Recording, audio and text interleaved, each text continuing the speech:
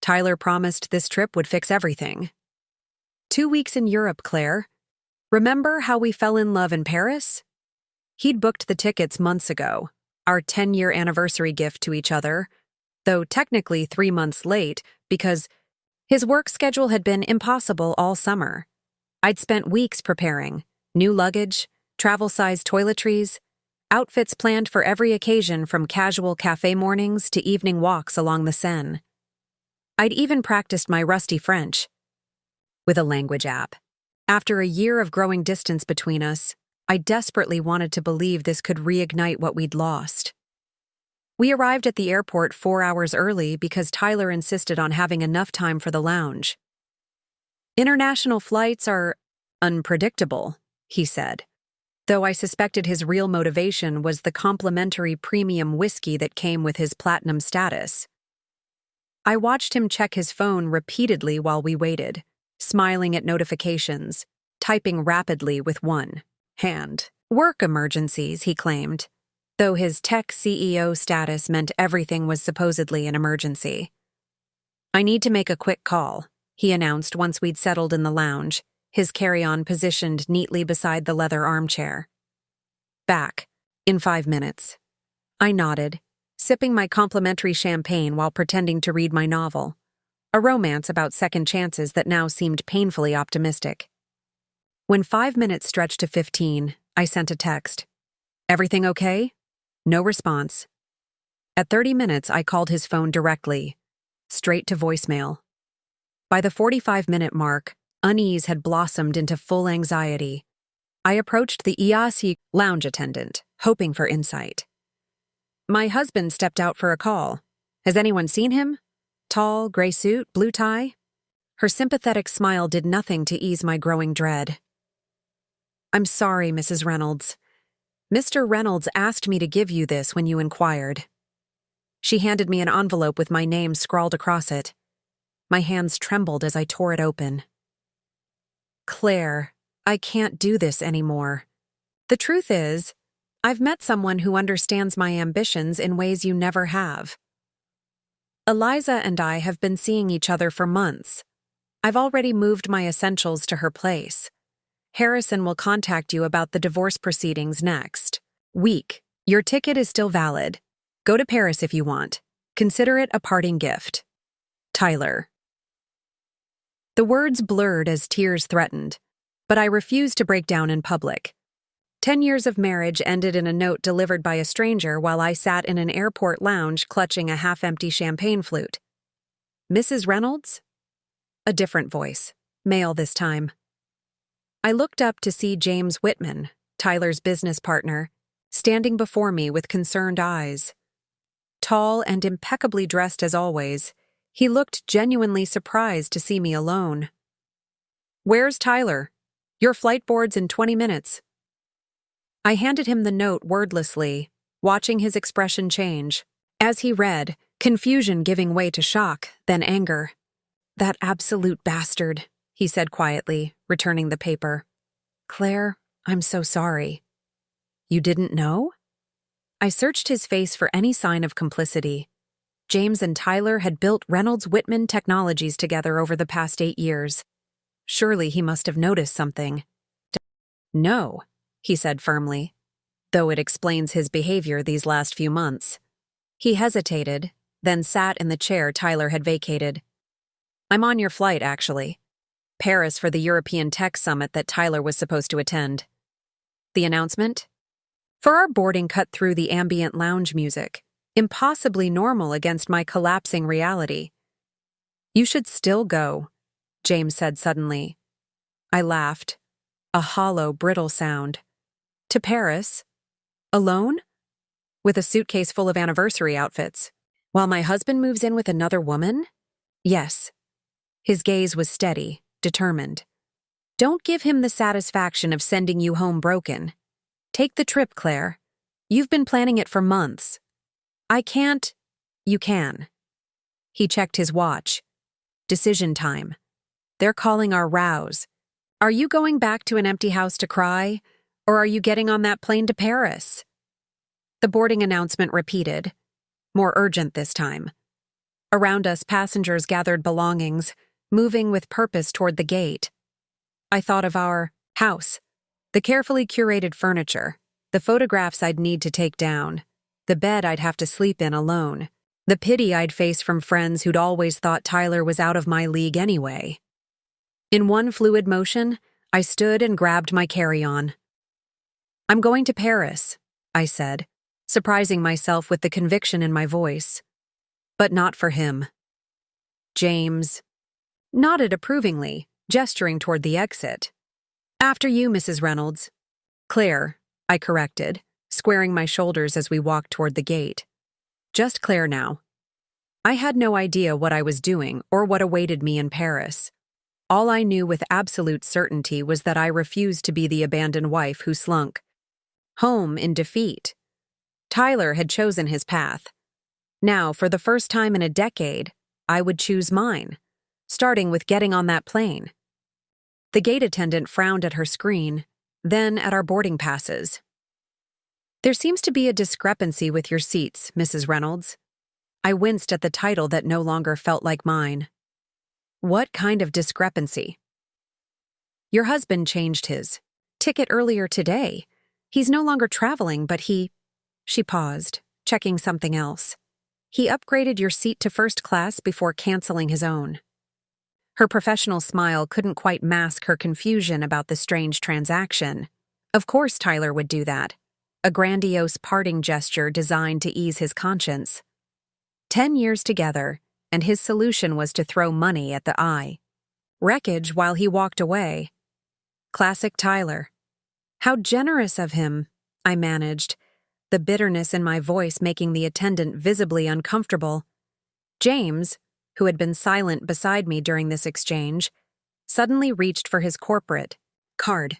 "I'd like to upgrade as well. Same cabin section if possible." The attendant's fingers flew across her keyboard. "We do have one first-class seat available, Mr. Whitman. It's not adjacent to Mrs. Reynolds, but—" "That's fine," he interrupted, sliding his card across the counter. "And please, seat any other passengers waiting for upgrades in my original business class seat." I stared at him, puzzled by his sudden decision. "James, you don't have to—" "Call it solidarity," he said quietly. "Or professional interest. I've spent 8 years watching Tyler make impulsive decisions. I'm curious to see the fallout from this one." The boarding process moved quickly after that. I found myself in seat 2A, a private pod with more buttons and amenities than seemed reasonable for transportation. A flight attendant appeared with champagne before I'd even settled in, addressing me by name as if I were a returning dignitary rather than a newly abandoned wife. "Mrs. Reynolds, welcome aboard. Can I take your jacket?" I handed it over without correcting her, too exhausted by the day's emotional whiplash to explain that I'd likely shed the name before returning to American soil. 3 seats ahead, I spotted James arranging his laptop and phone in his own first-class cocoon. He caught my eye and raised his water glass in a small salute that somehow conveyed both sympathy and encouragement. As the cabin filled with passengers streaming toward the main cabin, I tried to process the surreal sequence of events. This morning, I'd been packing final items, reminding Tyler not to forget his heartburn medication for all the rich French food we'd be enjoying together. Now I was alone in first class, my husband's final gift before he discarded our marriage. The absurdity of it hit me as we taxied toward the runway. I was flying to the most romantic city in the world, without the man I'd been married to for a decade, accompanied instead by his business partner. A hysteric laugh bubbled up that I quickly disguised as a cough. The flight attendant appeared instantly. "Water, Mrs. Reynolds? Or perhaps something stronger?" "Scotch," I decided. "Neat. The most expensive one you have. If Tyler was paying for this upgrade, I might as well make the most of it." By the time we reached cruising altitude, I'd finished my drink and declined a second. Alcohol wouldn't solve anything, and I refused to arrive in Paris bleary-eyed and hungover. Instead, I removed my carefully packed travel journal from my bag, the beautiful leather-bound notebook I'd bought specifically to document our anniversary adventure. The first page already contained my looping handwriting. Tyler and Claire. 10 years. Paris revisited. I tore it out decisively, crumpling it into a tight ball before dropping it into the empty Scotch glass. Starting fresh with a clean page, I wrote simply, Claire's Paris. Then stared at the 3 empty lines I'd drawn underneath for listing trip goals. What were my goals now? What does one do in Paris alone when all plans had centered around rekindling romance with a husband who had already moved on months ago? The seatbelt sign dinged off. I glanced up to see James approaching, his tall frame, navigating the spacious first-class cabin with ease. "How are you holding up?" he asked, gesturing to the empty seat beside me. The cabin was half empty, giving us privacy despite the open layout. "I'm not entirely sure," I admitted, vacillating between numb shock and murderous rage. He nodded as if this were a perfectly reasonable response. "I've taken the liberty of making some calls ahead to Paris. Tyler was supposed to attend several events at the Tech Summit, but obviously won't be there now. I assumed you'd handle the professional fallout," I said, unsure where this was heading. "I have, but there are also some adjacent events. Dinners, gallery openings, a private tour of areas in the Louvre closed to the public." He looked almost apologetic. "Tyler's status secured invitations meant for both of you. They're still valid." I stared at him, comprehension dawning. "Are you suggesting I attend Tyler's events without him?" "I'm suggesting you use every resource available to enjoy Paris properly, rather than hiding in a hotel room." His tone was matter-of-fact. "You can accompany me as my guest. No pressure or expectations. Just access to experiences most travelers would envy." The offer hung between us, unexpected and tempting. I barely knew James beyond holiday parties and the occasional dinner when Tyler invited colleagues home. He'd always been polite but reserved, Tyler's more serious counterpart in their business partnership. "Why would you do that for me?" I asked. Finally. Something flickered across his expression. Discomfort, perhaps, or hesitation. "Let's just say I have significant experience with failed relationships and ill-timed revelations. And nobody should experience Paris for the first time through a lens of rejection." "Second time," I corrected automatically. "Tyler and I met during study abroad. Paris, 2013. Then you already know the city has more to offer than memories of." "One man." He stood, straightening his impeccable suit jacket. "Think about it. No pressure either way." As he walked back to his seat, I turned to gaze out the window at the darkness beyond. Below us, the Atlantic stretched vast and unknowable, separating me from everything familiar. Ahead lay a city I'd once explored as a love-struck 22-year-old, seeing everything through the rose-colored filter of new romance. Perhaps it was time to discover what Paris looked like through my own eyes, not as Tyler's girlfriend, not as Tyler's wife, but simply as Claire. I reopened the journal, pen hovering over those empty lines beneath Claire's Paris. After a moment's consideration, I wrote, "See everything I missed the first time. Say yes to unexpected opportunities. Return stronger than I left." Not the anniversary goals I'd planned, but perhaps the ones I needed most. Paris welcomed us with gentle morning light that gilded the edges of buildings as our taxi navigated from Charles de Gaulle toward the city center. I'd slept surprisingly well on the flight, cocooned in first-class comfort that felt both luxurious and isolating. Now, watching the suburban landscape gradually transform into the Paris of postcards, I felt the first genuine stirring of something beyond shock and anger. Anticipation. "Where are you staying?" James asked, scrolling through emails on his phone. "Beside me. Le Pavillon de la Reine," I replied, recalling the boutique hotel Tyler had chosen for its romantic courtyard and proximity to Place des Vosges. "Tyler made the reservation months ago." James looked up from his device. That might be uncomfortable. Should we find you alternative accommodations? The "we" caught me off guard. I can handle checking into a hotel alone, I said, more defensively than intended. Of course, he replied, unfazed by my tone. I only meant the hotel might have arranged special accommodations knowing it was your anniversary. Champagne, flowers, other potentially awkward romantic gestures. He was right. Tyler had mentioned contacting the concierge to arrange anniversary surprises. The thought of facing heart-shaped anything made my stomach clench. I hadn't considered that, I admitted. James nodded thoughtfully. The tech summit put me at Le Burgundy. They'll have additional rooms. Completely different neighborhood, but excellent service and no expectations. The taxi driver interrupted, asking for clarification on our destination. James looked to me, eyebrows raised in question. 10 years of sensible decisions stretched behind me. 10 years of careful compromise, of considering Tyler's preferences. First, of planning within the boundaries of his comfort. Where had that gotten me? Abandoned at an airport with a first-class ticket to nowhere.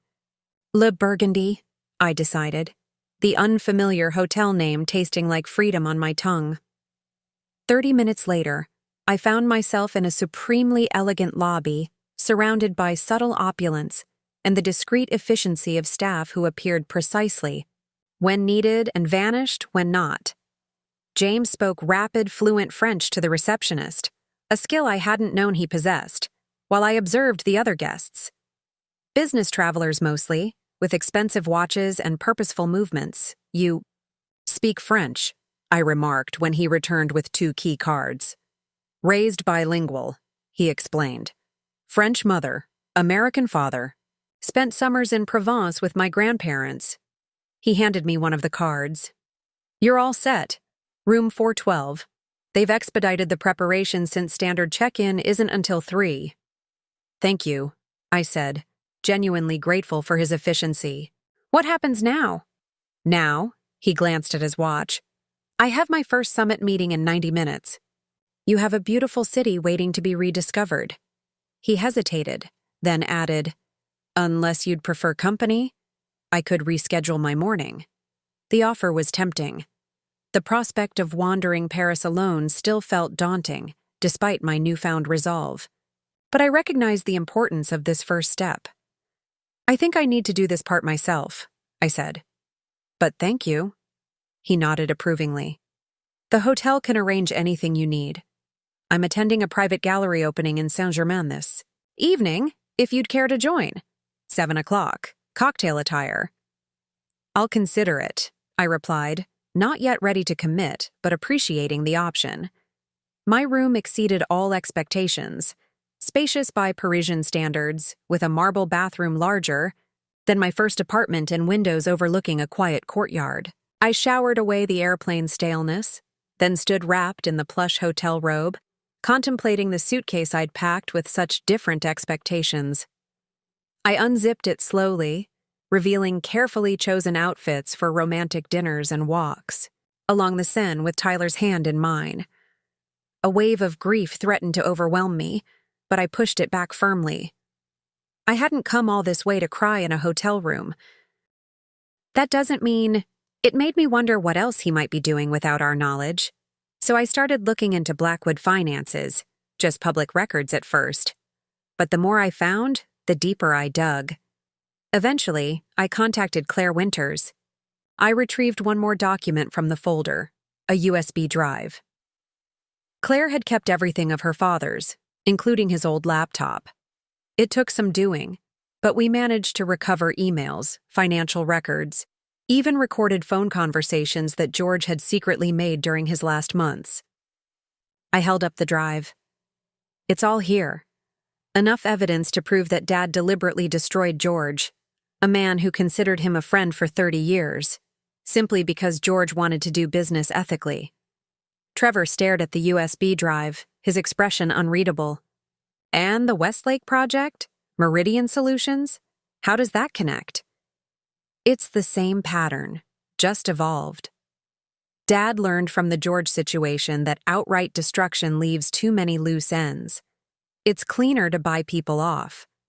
I leaned forward. But I still don't have concrete proof of the bribery. Only circumstantial evidence and financial patterns. That's where you come in. Understanding dawned in his eyes. You want me to confirm the connection to Warren. I want you to do the right thing, Trevor. For once in your life, he stood abruptly, pacing again. You don't understand what you're asking. If this comes out, it won't just be Dad who goes down. The company, our family name, everything. I know exactly what I'm asking, I interrupted. And I've spent months wrestling with it.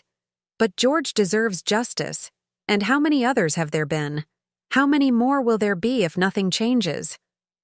Trevor stopped by the window, staring out at the city lights. What if there's another way? Something that doesn't involve destroying everything? I'm listening. He turned back to me, a hint of the old Trevor charm surfacing. Give me a week. 1 week to figure out an alternative approach. No authorities, no public exposure yet. I studied my brother, trying to gauge his sincerity.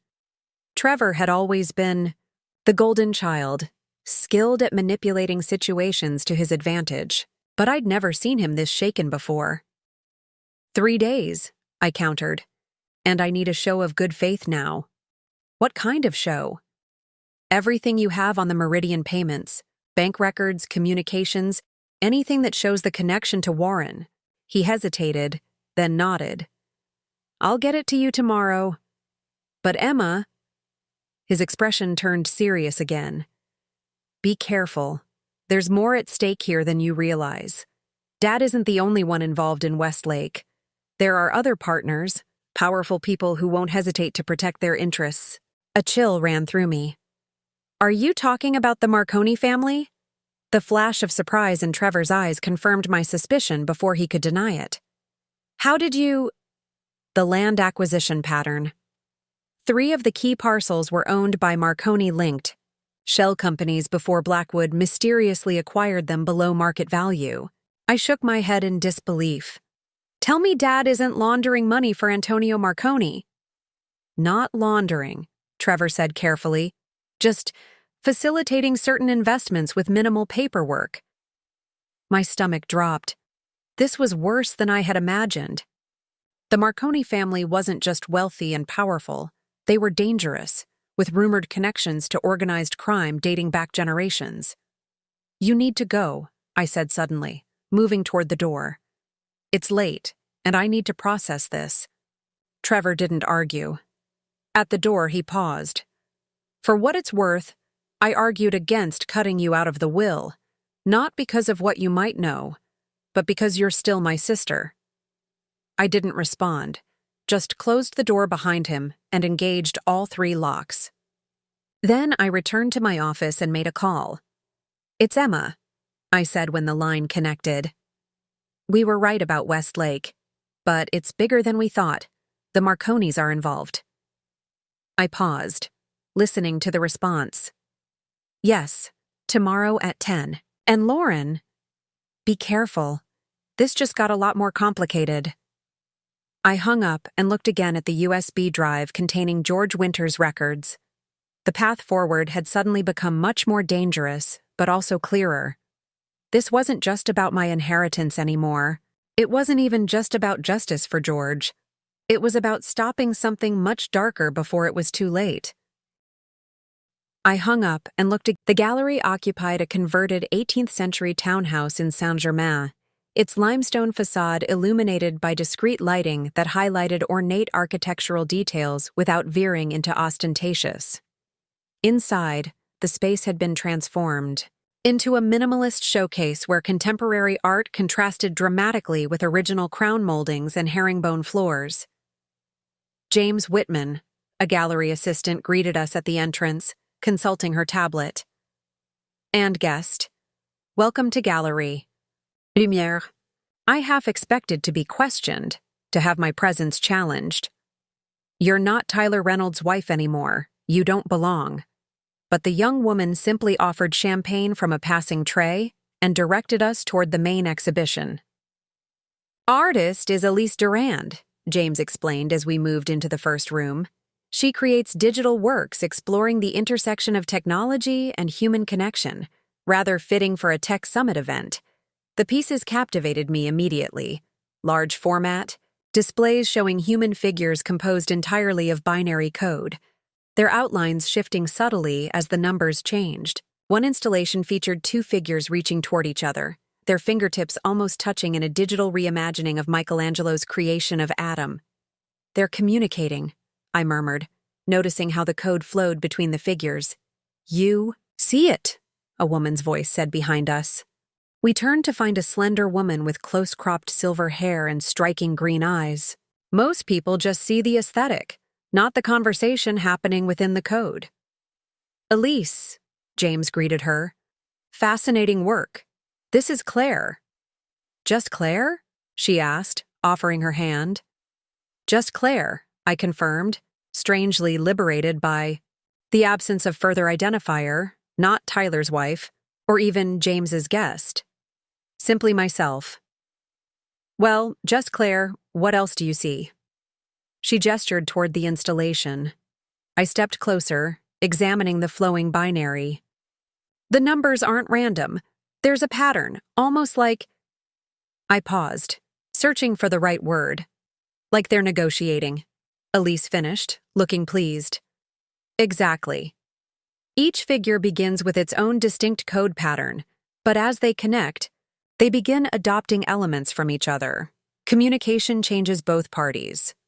Her observation resonated uncomfortably with my current circumstances. Had 10 years with Tyler changed my core code?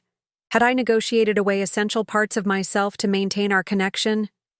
"Come," Elise said, breaking into my thoughts. "Let me show you the centerpiece." She led us to a large room at the back of the gallery where a single installation dominated the space. A full-sized holographic couple, dancing in slow motion, their forms composed entirely of scrolling text that appeared to be emails? "This piece explores digital intimacy," Elise explained. "The figures are constructed from actual correspondence between lovers. Everything from romantic Victorian letters to modern text messages, all anonymized, of course." I watched, transfixed, as the text-formed couple moved through their eternal dance, occasionally fragmenting into scattered words before reforming. It was beautiful and heartbreaking simultaneously. "The fragmentation represents miscommunication," Elise continued. "Moments where their words don't quite connect, creating temporary distance before they find alignment again." "What happens if they never realign?" I asked, the question escaping before I could censor it. Elise studied me with sudden interest. "That's the risk in any communication, isn't it? Sometimes the fragments scatter permanently." James touched my elbow gently. "Would you like another champagne?" I nodded, grateful for the moment to compose myself. As he moved toward a server, Elise leaned closer. "New breakup?" she asked with surprising directness. "Is it that obvious?" "Only to someone who's been there," she replied. "Something in how you watch the fragments scatter, like you recognize the pattern." I considered deflecting, maintaining the veneer of being fine, but something about this strange Parisian night made honesty feel appropriate. "My husband left me at the airport yesterday, literally handed me a note saying he'd found someone else." Elise winced. "Brutal. And yet you're here, in Paris, at my exhibition. It was that, or go home to an empty house." "You chose correctly," she said with conviction. "Paris has healed more broken hearts than anywhere else on Earth. The city practically specializes in it." James returned with champagne, handing me a flute. "Elise giving you the full artistic interpretation?" "Among other insights," I replied. "She's quite perceptive." More guests approached, drawing Elise away with apologetic smiles. James and I continued through the exhibition, pausing before each piece while he provided context about the tech world's interest in digital art. Information that would have bored me 2 days ago, but now felt like a lifeline to a world beyond: my collapsed marriage. As the evening progressed, I found myself introduced to various tech industry figures, each interaction a small victory as I navigated conversations without Tyler's familiar presence. James remained nearby but never hovering, allowing me space to establish my own connections. "Claire," a deep voice greeted me as I examined a smaller installation. I turned to find a distinguished older man with salt and pepper hair and intelligent eyes behind stylish frames.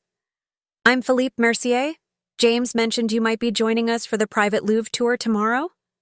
I glanced across the room to where James was engaged in conversation, wondering what else he'd mentioned about me. "I haven't decided yet," I admitted. "You must come," Philippe insisted. "I'm curating the experience personally. Areas closed to regular visitors, Renaissance masterpieces without crowds. It would be criminal to miss while you're in Paris." His enthusiasm was infectious, the opportunity exactly the kind of experience that belonged on my new Paris list. "In that case, how could I refuse?"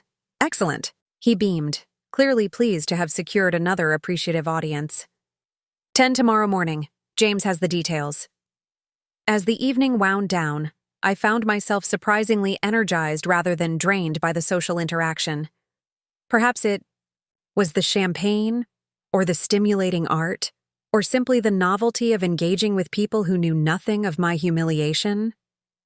"Ready to head back?" James asked as the crowd thinned. "Or would you prefer a nightcap somewhere?" The question held no pressure, just genuine inquiry about my preference. When had someone last asked what I wanted without subtle influence toward their own agenda? "Actually," I decided, "I'd love to walk for a while if you don't mind. The night is too beautiful to end it inside." His smile held approval. A woman after my own heart. Paris deserves to be experienced on foot, especially at night. We said our goodbyes to Elise, who pressed her card into my hand with instructions to contact me when you're ready to discuss commissioning your own fragmentation piece to commemorate your liberation. Outside, the warm evening had cooled to perfect walking temperature. James offered his arm again, and I took it without hesitation as we strolled toward the Seine, the city's lights reflecting off the water like scattered diamonds. For the first time since reading Tyler's abandonment note, I felt something unexpected blossoming beneath the hurt and anger, a tentative curiosity about what might come next in this story I hadn't planned to write. Morning arrived with the gentle percussion of rainfall against my hotel window. I woke naturally, without an alarm, feeling surprisingly rested despite the lingering effects of jet lag. For several heartbeats, I simply lay still, listening to the Parisian rain and cataloging the subtle differences from home: the higher ceiling, the distinctive scent of French laundry detergent on the sheets, the distant sounds of a city that had existed for centuries before my small crisis arrived on its doorstep. In this suspended moment between sleep and full consciousness, I reached instinctively for my phone to check messages, then stopped, hand hovering over the device I'd deliberately kept powered off since landing. Did I really want to know what awaited me back home? The concerned texts from friends who'd heard about Tyler's departure, the inevitable social media. Fallout, perhaps even messages from Tyler himself attempting to justify his actions. Not yet. Not today. Instead, I rose and moved to the window, drawing back heavy curtains to reveal a Paris washed in gentle gray light and gleaming with rainfall. The weather forecast had predicted sunshine, but this felt more appropriate somehow. Not gloomy, but contemplative, an invitation to experience the city's more intimate moods. I checked the delicate watch I'd brought specifically for this trip. 8:27. The private Louvre tour Philippe had mentioned wouldn't begin until 10. Plenty of time for a proper breakfast and perhaps a brief exploration of the neighborhood in the rain. After a shower, I dressed carefully, selecting items I'd packed for variable weather: slim black pants, a silk blouse in deep burgundy, a tailored trench coat. Professional, elegant, but not trying too hard. The woman in the mirror looked poised and collected, giving no indication of inner turmoil. It was a costume of sorts, but one that helped me feel anchored in this new reality. The hotel restaurant offered a breakfast spread that made American hotels seem positively barbaric by comparison. Flaky pastries still warm from the oven, local, honey, perfectly ripe cheeses, and coffee that justified every French stereotype about superior café culture. I lingered over my meal, savoring each bite while watching Parisians navigate the morning rain with practiced nonchalance. Bonjour, Claire. I looked up to find James standing beside my table, impeccably dressed as always in a perfectly tailored gray suit that somehow complemented the rainy day. He carried a small package wrapped in elegant black paper. May I? He gestured to the empty chair across from me. Of course, I replied, surprised by his appearance. I didn't expect to see you until the Louvre tour. I had an early meeting nearby, he explained, setting the package on the table between us. And I wanted to bring you this before our museum excursion. I eyed the package curiously. What's this? A practical necessity for Paris in the rain, he said, pushing it toward me. Go ahead. Inside the sleek black wrapping, I found a beautiful compact umbrella in deep midnight blue with a wooden handle. Not a cheap tourist umbrella, but something of quality that would last for years. I noticed you didn't have one yesterday, James explained. And while Parisian rain is romantic in theory, it's still wet in practice. The thoughtfulness of the gesture caught me off guard. It wasn't extravagant or inappropriate, just a simple, practical item that showed consideration for my comfort. Thank you, I said, genuinely touched. It's perfect. I hope you don't mind that I took the liberty, he added, signaling the waiter for coffee. I've traveled enough to know that small comforts make all the difference in unfamiliar circumstances. The waiter appeared with James's coffee and refreshed mine without being asked. We sat in comfortable silence for a moment, watching the rain create patterns on the window glass. How are you feeling today? James asked finally, his tone suggesting genuine interest rather than polite inquiry. I considered deflecting with the usual fine, but found myself answering honestly instead. Strangely calm, actually. Almost detached, like I'm watching someone else navigate this situation. He nodded thoughtfully. Shock has its uses. It creates a buffer while your mind processes what's happened. You sound like you speak from experience. A shadow passed over his expression. My wife left 3 years ago. Different circumstances, but similar enough. This revelation surprised me. In all the business dinners and corporate events I'd attended with Tyler, James had never mentioned a divorce. Then again, Tyler always dominated conversations, rarely allowing space for others' personal disclosures. I didn't know, I said. Few people do. We kept it quiet, mutual agreement to avoid corporate gossip. He sipped his coffee. Tyler knows, of course. He helped me through the worst of it.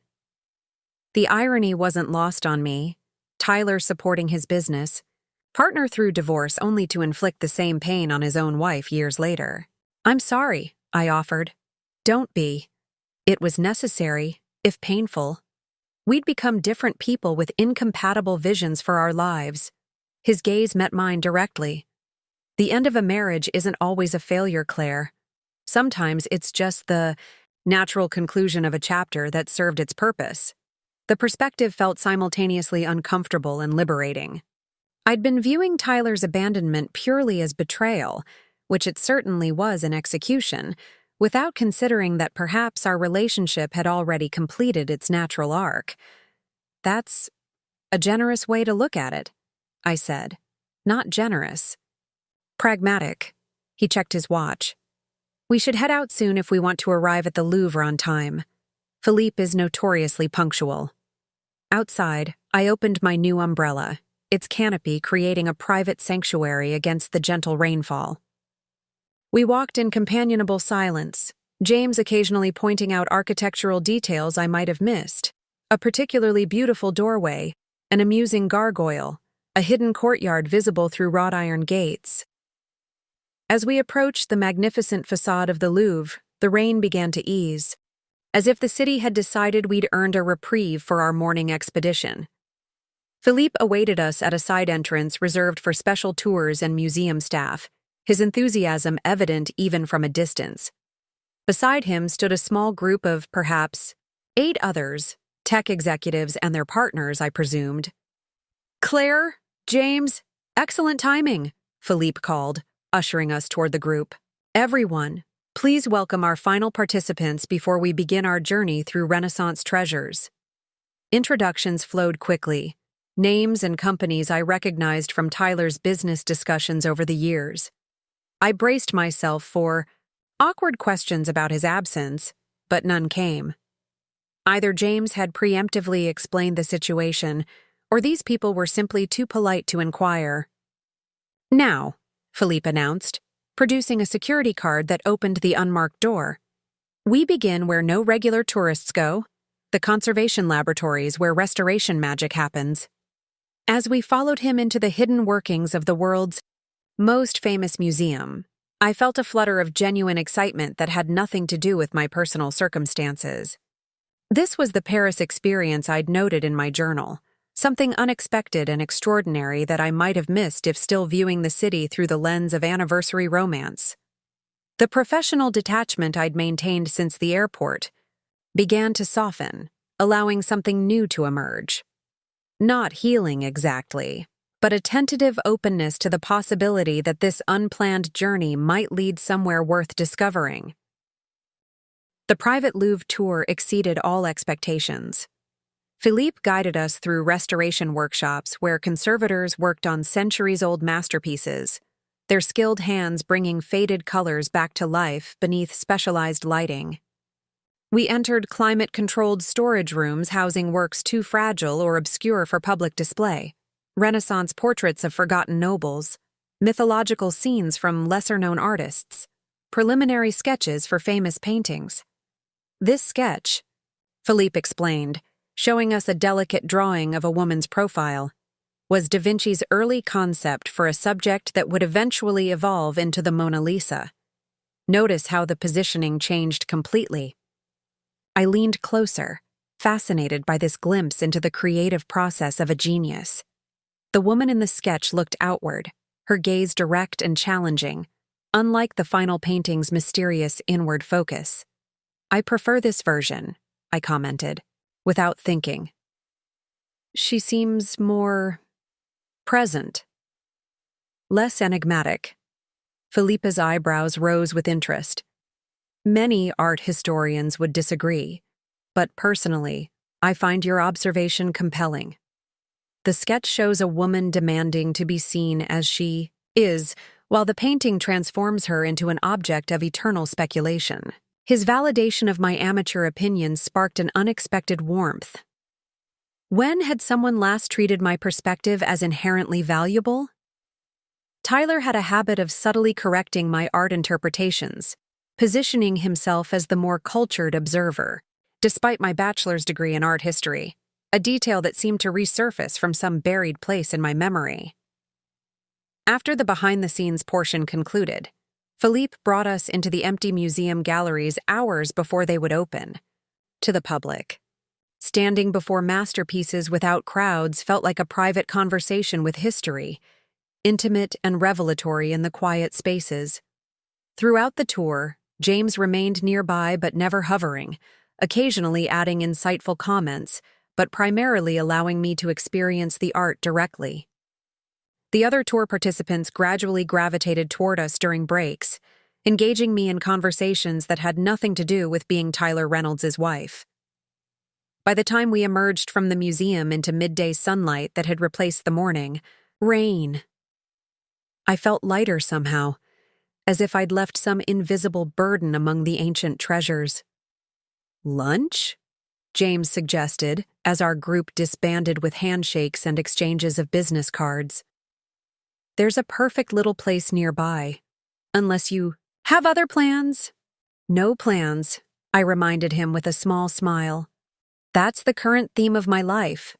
The restaurant. A narrow space with a zinc bar and tables spilling onto the sidewalk offered simplicity elevated to art form. Perfectly prepared fish, vegetables treated with reverence, wine served without pretension. We secured a table beside, open French doors, allowing the sounds and scents of Paris to become part of the dining experience. Over lunch, our conversation flowed with surprising ease. I learned that James had studied architecture before switching to technology, explaining his appreciation for Parisian buildings. He spoke of growing up between two cultures, American directness from his father, French appreciation for life's sensual pleasures from his mother. "Is that why you and Tyler work well together?" I asked, curious about the partnership I'd observed but never fully understood. "Your different perspectives?" James considered this while refilling our water glasses. "Partly. Tyler excels at seeing immediate opportunities, the quick deal, the immediate return. I tend toward longer-term considerations, sustainability, legacy impact." "The tortoise and the hare," I suggested. He smiled. "Something like that, though. In business, you need both approaches." Tyler's urgency, balanced with my caution, created something neither of us could have built alone. The mention of Tyler's name didn't trigger the expected pain. Instead, I found myself viewing him more objectively, a skilled entrepreneur with specific traits, rather than the husband who'd abandoned me.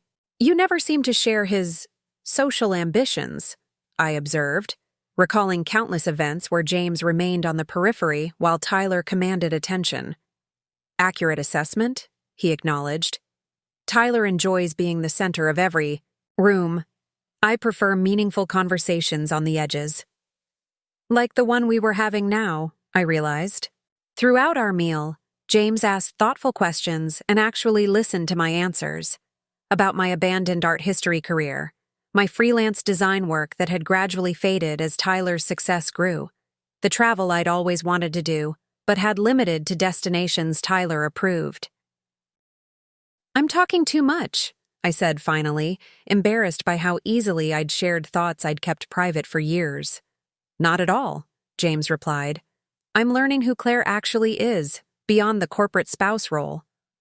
"I'm not sure I know myself," I admitted. It's been so long since I thought about who I am separate from Tyler and our marriage. "Then Paris is the perfect place to rediscover yourself." He gestured toward the street scene beyond our table. "The city practically demands authenticity." After lunch, we strolled along the Seine, pausing occasionally to examine offerings at the green bookstalls lining the riverbank. I purchased a vintage print of Paris from the 1920s, my first acquisition as just Claire, rather than one half of a couple. Near Pont Neuf, James checked his watch reluctantly. "I have a panel discussion at the summit in an hour. Would you like to attend? It might be dreadfully boring. Blockchain applications and supply chain management." I laughed. Tempting as that sounds, I think I'll continue exploring on my own. "Wise choice," he agreed. "There's a small exhibition at Musée d'Orsay featuring female impressionists that might interest you more, given your art history background." The thoughtful suggestion touched me. He'd been listening when I mentioned my academic focus. "That sounds perfect, actually." "Dinner later?" he asked. "There's a reception for summit speakers at 8, followed by a dinner I'm obligated to attend. You'd be welcome to join, or we could meet after for a more relaxed meal elsewhere." The options he presented contained no pressure, no subtle manipulation, just genuine alternatives for me to consider based on my own preferences. "Let's play it by ear," I suggested. "I'll give you my number so we can coordinate later." As James continued toward his conference and I headed in the direction of the Musée d'Orsay, I felt a strange sense of disorientation that had nothing to do with navigating Paris. The conversations we'd shared over the past day and a half had illuminated something I'd been too close to see. The subtle ways Tyler had shaped my choices, opinions, and even self-perception throughout our marriage. The art exhibition proved exactly what I needed. Works by Berta Morisot, Mary Cassatt, and other female artists who defied convention to create on their own terms. I lingered before a Morisot painting of a woman reading alone in a garden, struck by the subject's expression of complete absorption in her private world. Afterward, I found a quiet cafe and, on impulse, removed my powered-off phone from my bag. Whatever awaited me in the digital realm, I felt suddenly ready to face it. The device came to life with a series of escalating notification sounds as messages, emails, and voicemails accumulated on the screen. 6 missed calls from my closest friend Rebecca, with increasingly concerned texts. Claire, are you okay? Tyler's being weird about where you are. Seriously worried now. Please call when you can. Okay, Tyler just told everyone you're taking space in Europe, which sounds like PR spin. What's happening? 3 voicemails from my mother, her tone evolving from confusion to anger as she'd apparently learned portions of the story from mutual acquaintances. Most revealing were the messages from Tyler himself, a progression that told its own story. Claire, I know you're upset, but this silent treatment is childish. Your mother is calling me. What exactly have you told people? Can we please handle this like adults? I've drafted a statement for social media that presents this as a mutual decision. Eliza thinks we should all meet when you return to discuss the house division civilly. The final message had arrived this morning. I've had my assistant arrange your return flight for tomorrow. This Paris tantrum has made your position clear. We need to start divorce proceedings before this gets messier. Each message revealed a man I hardly recognized, controlling, manipulative, concerned with appearances rather than my well-being. Had he always been this person? Or had I simply filtered his behavior through the lens of love and commitment until it appeared acceptable? I set the phone aside, allowing Paris to envelop me in its timeless rhythm while I processed this revelation. The man I'd married, mourned, and measured myself against for a decade was someone I wouldn't choose now if meeting him for the first time. Which meant, perhaps, that his abandonment, while cruel in execution, might eventually prove to be liberation in disguise. I stared at Tyler's last message for a long moment, his presumption that I would obediently board whatever flight he'd arranged, striking me as both laughable and infuriating. My finger hovered over the delete button before I caught myself. These messages were evidence of his character, worth preserving for whatever legal battles lay ahead. Instead, I typed a single response. I'll return when I'm ready. Do not make arrangements on my behalf. Then I silenced notifications from his number and composed a brief message to Rebecca explaining the bare essentials. Tyler had left me at the airport with a note about another woman I'd decided to take the Paris trip anyway, and I was fine. Better than expected, actually. I promised details when I returned. To my mother, I sent something similar but firmer, knowing her protective instincts would translate to immediate demands for my return. Taking time to process in Paris, will call when ready. Please respect this space. With these minimal obligations addressed, I powered the phone off again and returned it to my bag. The brief digital intrusion had clarified something important. I wasn't ready to resume my normal life yet. The Claire, who had packed anniversary outfits and practiced French pleasantries, no longer existed. Whoever I was becoming deserved time to emerge before facing the aftermath of Tyler's choices, which meant I needed to extend my stay in Paris. I returned to Le Burgundy with renewed purpose, approaching the concierge with what I hoped was Parisian confidence rather than American hesitation. Monsieur Laurent, I began, having made a point to learn his name earlier. I'd like to extend my reservation. Is my room available for another week? He checked the system with practiced efficiency. Madame Reynolds, we can accommodate you through next Wednesday. After that, we have a previously booked group arriving. Perfect, I replied, presenting my personal credit card, not the joint one I'd shared with Tyler. Please use this for all charges going forward. Of course, madame. If he noticed the change in payment method, his professional demeanor revealed nothing. Shall I inform Mr. Whitman of your extended stay as well? The question caught me off guard.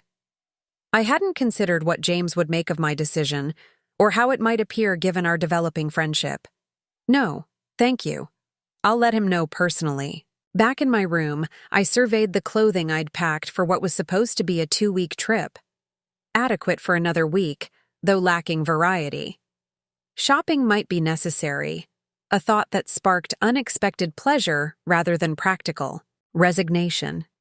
Paris shopping without Tyler's subtle commentary on prices or appropriateness seemed like a luxury beyond designer labels. I'd made my decision to stay, but not what to do about the dinner invitation for this evening. The Tech Summit reception would be filled with Tyler's industry colleagues, potential awkwardness I wasn't sure I wanted to navigate. Yet meeting James afterward felt like creating unnecessary complications in a situation already complex enough. My phone chirped with a text notification from a number not in my contacts. I opened it cautiously. Claire, it's Elise Durand from the gallery. I've had a cancellation for my private workshop this evening. Would you be interested in taking the spot? Creating digital art therapy for new beginnings. No experience necessary, just an open mind. The timing seemed eerily perfect, a third option appearing precisely when I needed an alternative. I texted back immediately, accepting the invitation. Then composed a message to James explaining my decision to extend my stay in Paris and my evening plans with Elise. His response arrived within minutes. Excellent decision. Paris deserves more than a rushed visit. The reception will be tedious.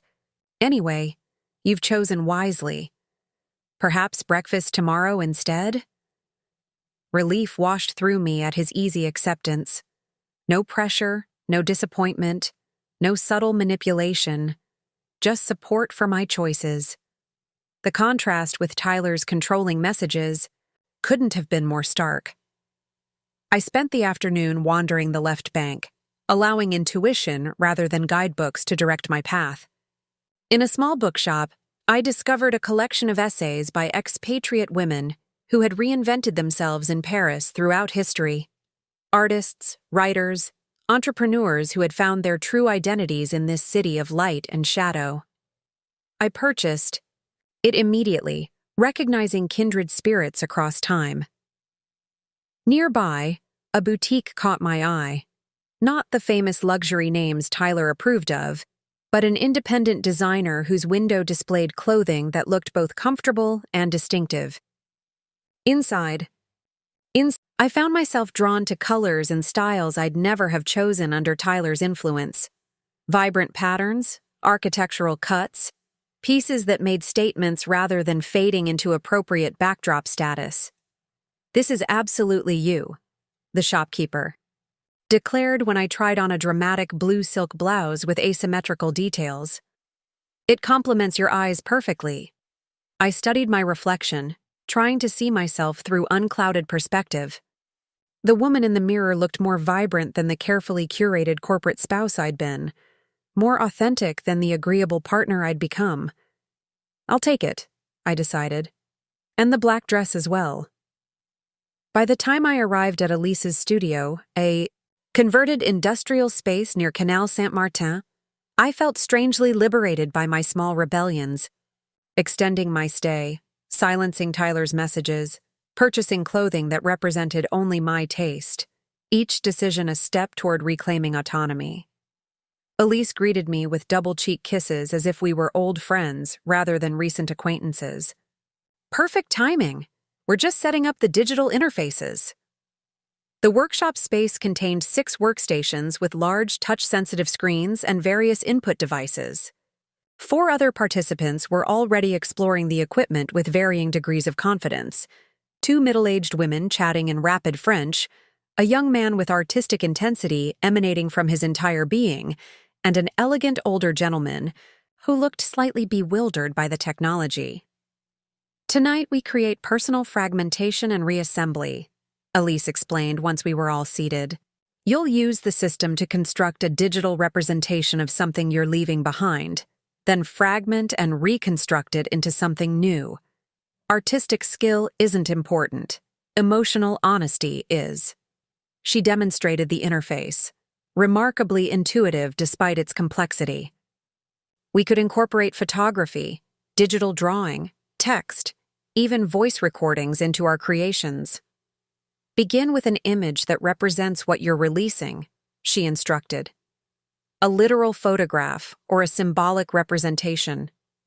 Without hesitation, I found myself searching through my phone for the professional portrait taken for Tyler's company website, the two of us perfectly coordinated in corporate-appropriate attire, my smile practiced and pleasant, his arm positioned possessively around my waist. I uploaded it to the digital canvas. Now, consider what elements of this image hold truth worth preserving, and what needs to be released, Elise continued, moving between workstations to offer individual guidance. When she reached me, she studied my chosen image without judgment. The perfect couple, she observed. What do you wish to preserve? Just me, I replied with certainty that surprised me. The rest can fragment. She nodded approvingly. Then let's begin the dismantling. For the next 2 hours, I lost myself in digital deconstruction and rebuilding.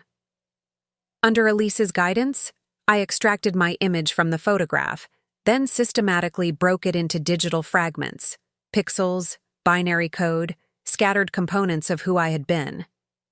Then came the reassembly, incorporating new elements, colors that represented not who I was within my marriage, but who I might become outside it. The final image barely resembled the original. My recognizable form emerged from abstract components, surrounded by vibrant negative space, rather than Tyler's possessive presence. Text fragments from my new Paris journal spiraled around the figure, forming a protective constellation of newly discovered truths. This is powerful work, Elise said, as our session concluded. You've understood the core concept perfectly. Fragmentation not as destruction, but as necessary disassembly before authentic rebuilding. She helped me export the finished piece to my phone, then introduced me to the other participants who had created their own visual journeys. One woman processing her recent cancer recovery, another confronting retirement anxiety, the young man exploring his immigrant identity, the older gentleman honoring his late wife while embracing his remaining years. As we shared wine and conversation afterward, I felt a connection with these strangers that transcended language and background, fellow travelers at various life crossroads, each finding our way through creative expression. Will you return to America soon? Elise asked as the evening wound down. Not yet, I replied with newfound certainty. Paris has more to teach me first. Walking back to my hotel beneath a star-scattered sky, I studied my digital creation once more. The visual representation of my decision to remain fragmented for now, neither rushing to reassemble nor allowing others to dictate my reconstruction. Timeline. Tyler had shattered the life I thought we shared, but perhaps, in that breaking, he had inadvertently created space for something more authentic to emerge from the pieces. Breakfast with James became an unexpected ritual over the next 3 days. Comfortable morning conversations over perfect croissants and coffee that somehow never veered into uncomfortable territory. He maintained a careful balance between friendliness and respectful distance that allowed our connection to develop without pressure or expectation. On the 4th morning, as I described my previous day's exploration of Montmartre, he set down his coffee cup with sudden decisiveness. I have a proposition, he announced. The Tech Summit concludes tomorrow with a formal gala. Typically boring speeches and mediocre food despite the expensive venue. He paused, watching my reaction carefully. Instead of attending, I've arranged something I think you might enjoy more. I'm intrigued, I admitted. What exactly have you arranged? A private evening cooking class with Chef Laurent Duchamp. He's an old family friend who runs a small cooking school in the 7th arrondissement. No fancy restaurant pretension, just authentic French cooking in his home kitchen. The thoughtfulness of the suggestion caught me off guard. During one of our earliest conversations, I'd mentioned my love of cooking and how Tyler had gradually discouraged it, preferring restaurant dining that showcased our social standing. "That sounds wonderful," I said sincerely. "But won't skipping the gala create problems for you professionally?" James shrugged. "I've made the obligatory appearances all week. One missed event won't damage Reynolds Whitman Technologies' reputation." A shadow crossed his expression. "Though I suppose it's just Whitman Technologies now, at least temporarily."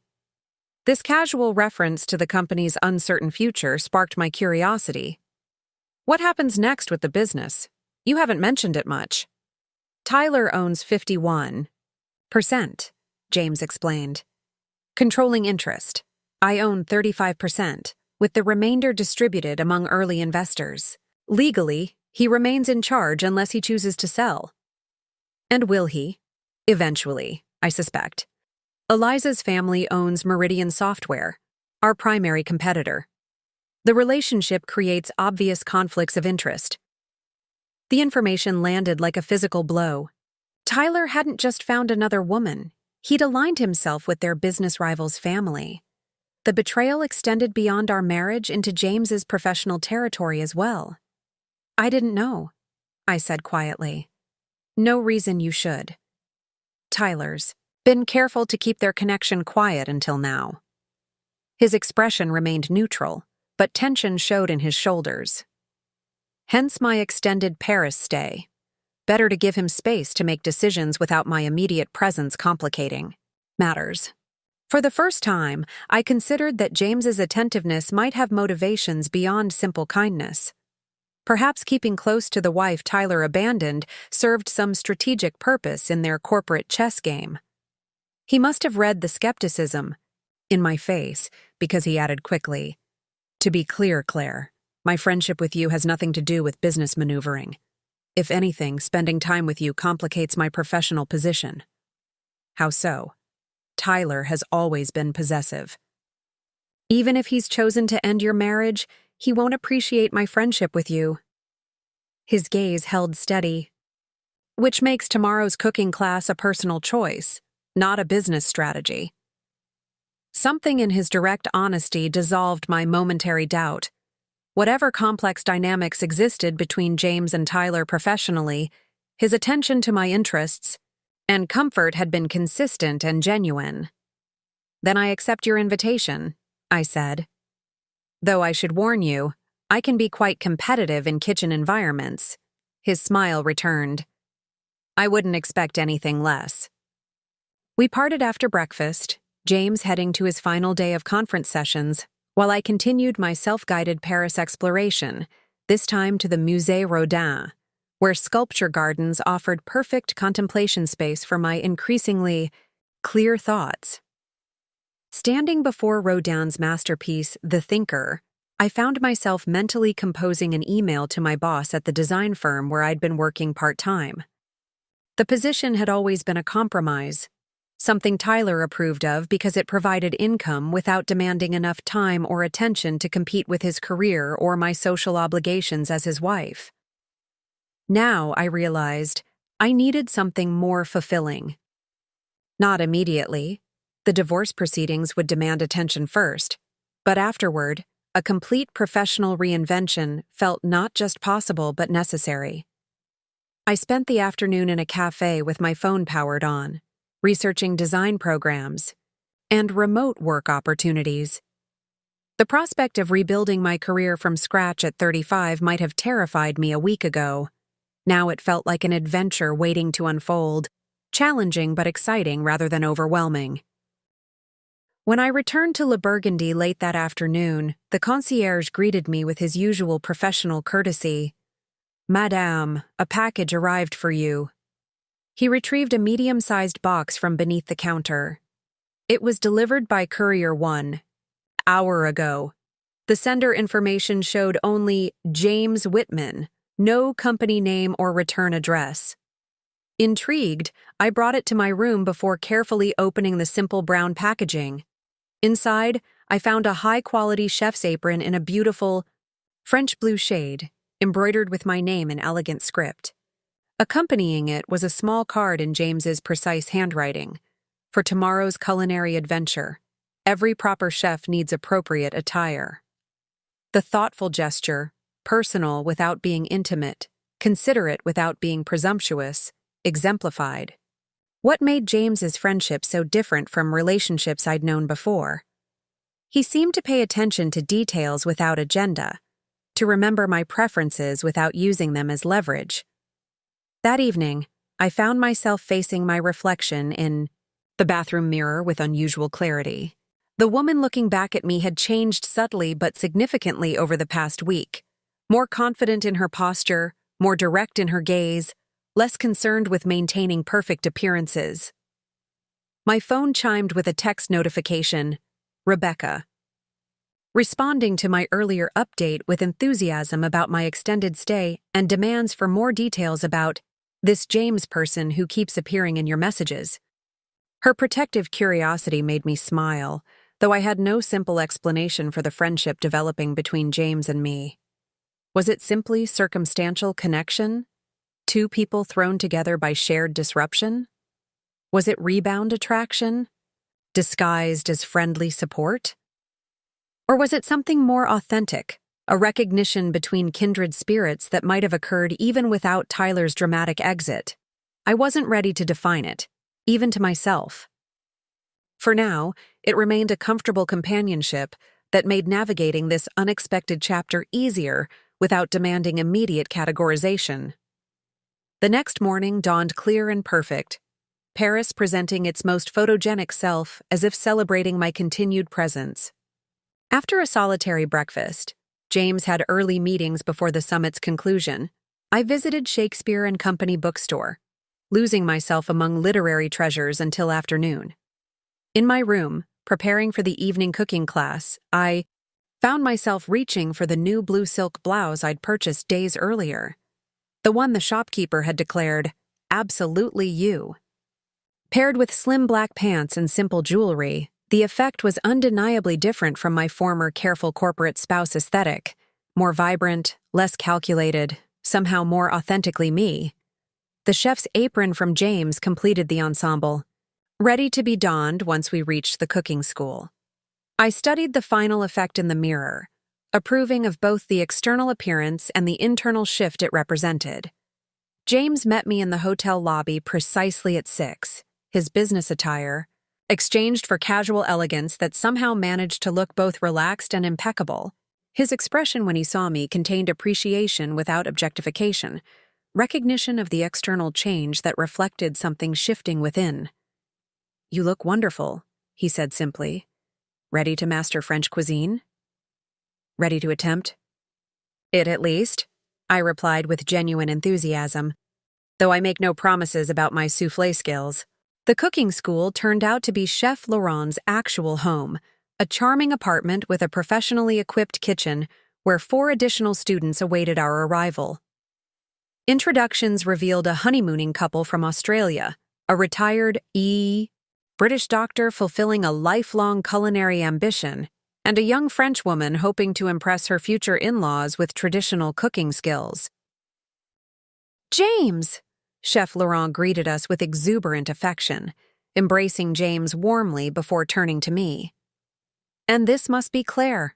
Welcome to my kitchen laboratory." His enthusiasm proved infectious as he guided us through preparing a traditional French meal from market-fresh ingredients, showing proper knife techniques, explaining flavor combinations, demonstrating the precise timing required for perfect results. James and I fell into natural partnership at our cooking station, his precision complementing my more intuitive approach. We moved around each other with surprising coordination, anticipating needs and sharing tasks without explicit discussion. Several times I caught Chef Laurent watching our seamless collaboration with knowing amusement. "You've cooked together before, Nan?" he asked during a pause while our main course simmered. "Never," I replied, suddenly aware of how natural it felt to share kitchen space with James. "Ah," Laurent nodded sagely. "Then you have the natural harmony. Very rare, very valuable." His observation hung in the air between us as we continued. Preparing our meal, neither acknowledging nor dismissing the implied connection. By the time we sat to enjoy the fruits of our labor, perfectly seared scallops, herb-roasted chicken with seasonal vegetables, and yes, a reasonably successful chocolate soufflé, the comfortable companionship had deepened into something I wasn't quite ready to name. After dinner, we walked along the Seine, the city transformed by evening light and the gentle lapping of water against stone embankments. Our conversation flowed easily between reflective depths and comfortable shallows. Books we'd loved, places we hoped to visit, small life observations that revealed compatible worldviews without demanding immediate conclusions. "Thank you for this evening," I said as we paused to watch a tour boat glide beneath the illuminated bridge. It was exactly what I needed without knowing I needed it. "Sometimes the best experiences are the ones we never thought to want," James replied, his gaze on the water rather than on me, giving space rather than creating pressure. Like unexpectedly extended Paris sojourns, the gentle reference to my situation reminded me that our time in this suspended reality was limited. Soon, real-world complications, divorce proceedings, business restructuring, practical logistics of separated lives would demand attention. Yet something had shifted within me during this evening of shared cooking and conversation. The prospect of returning to face those challenges no longer felt daunting in quite the same way. Whatever awaited me back home, I would meet it as this emerging version of myself, more authentic, more confident, more aware of what I truly wanted. From life beyond the boundaries Tyler had established. And perhaps most surprisingly, I would meet it knowing that authentic connection with another person remained possible. Whether that connection with James evolved into something more, or simply remained a friendship that had appeared when most needed. Reality intruded the following morning in the form of an email from Harrison Daniels, Tyler's attorney. The message was clinical and direct. Divorce proceedings had been initiated. A preliminary division of assets was attached for my review, and my prompt return to finalize matters in person was requested. I scanned the proposed settlement over coffee in my hotel room, unsurprised to find it heavily weighted in Tyler's favor. The marital home, which I had spent 3 years renovating and decorating, was designated as his property with a generous cash consideration offered instead. Most of our joint investments would remain under his control, while I would receive what he deemed appropriate support during a transitional period.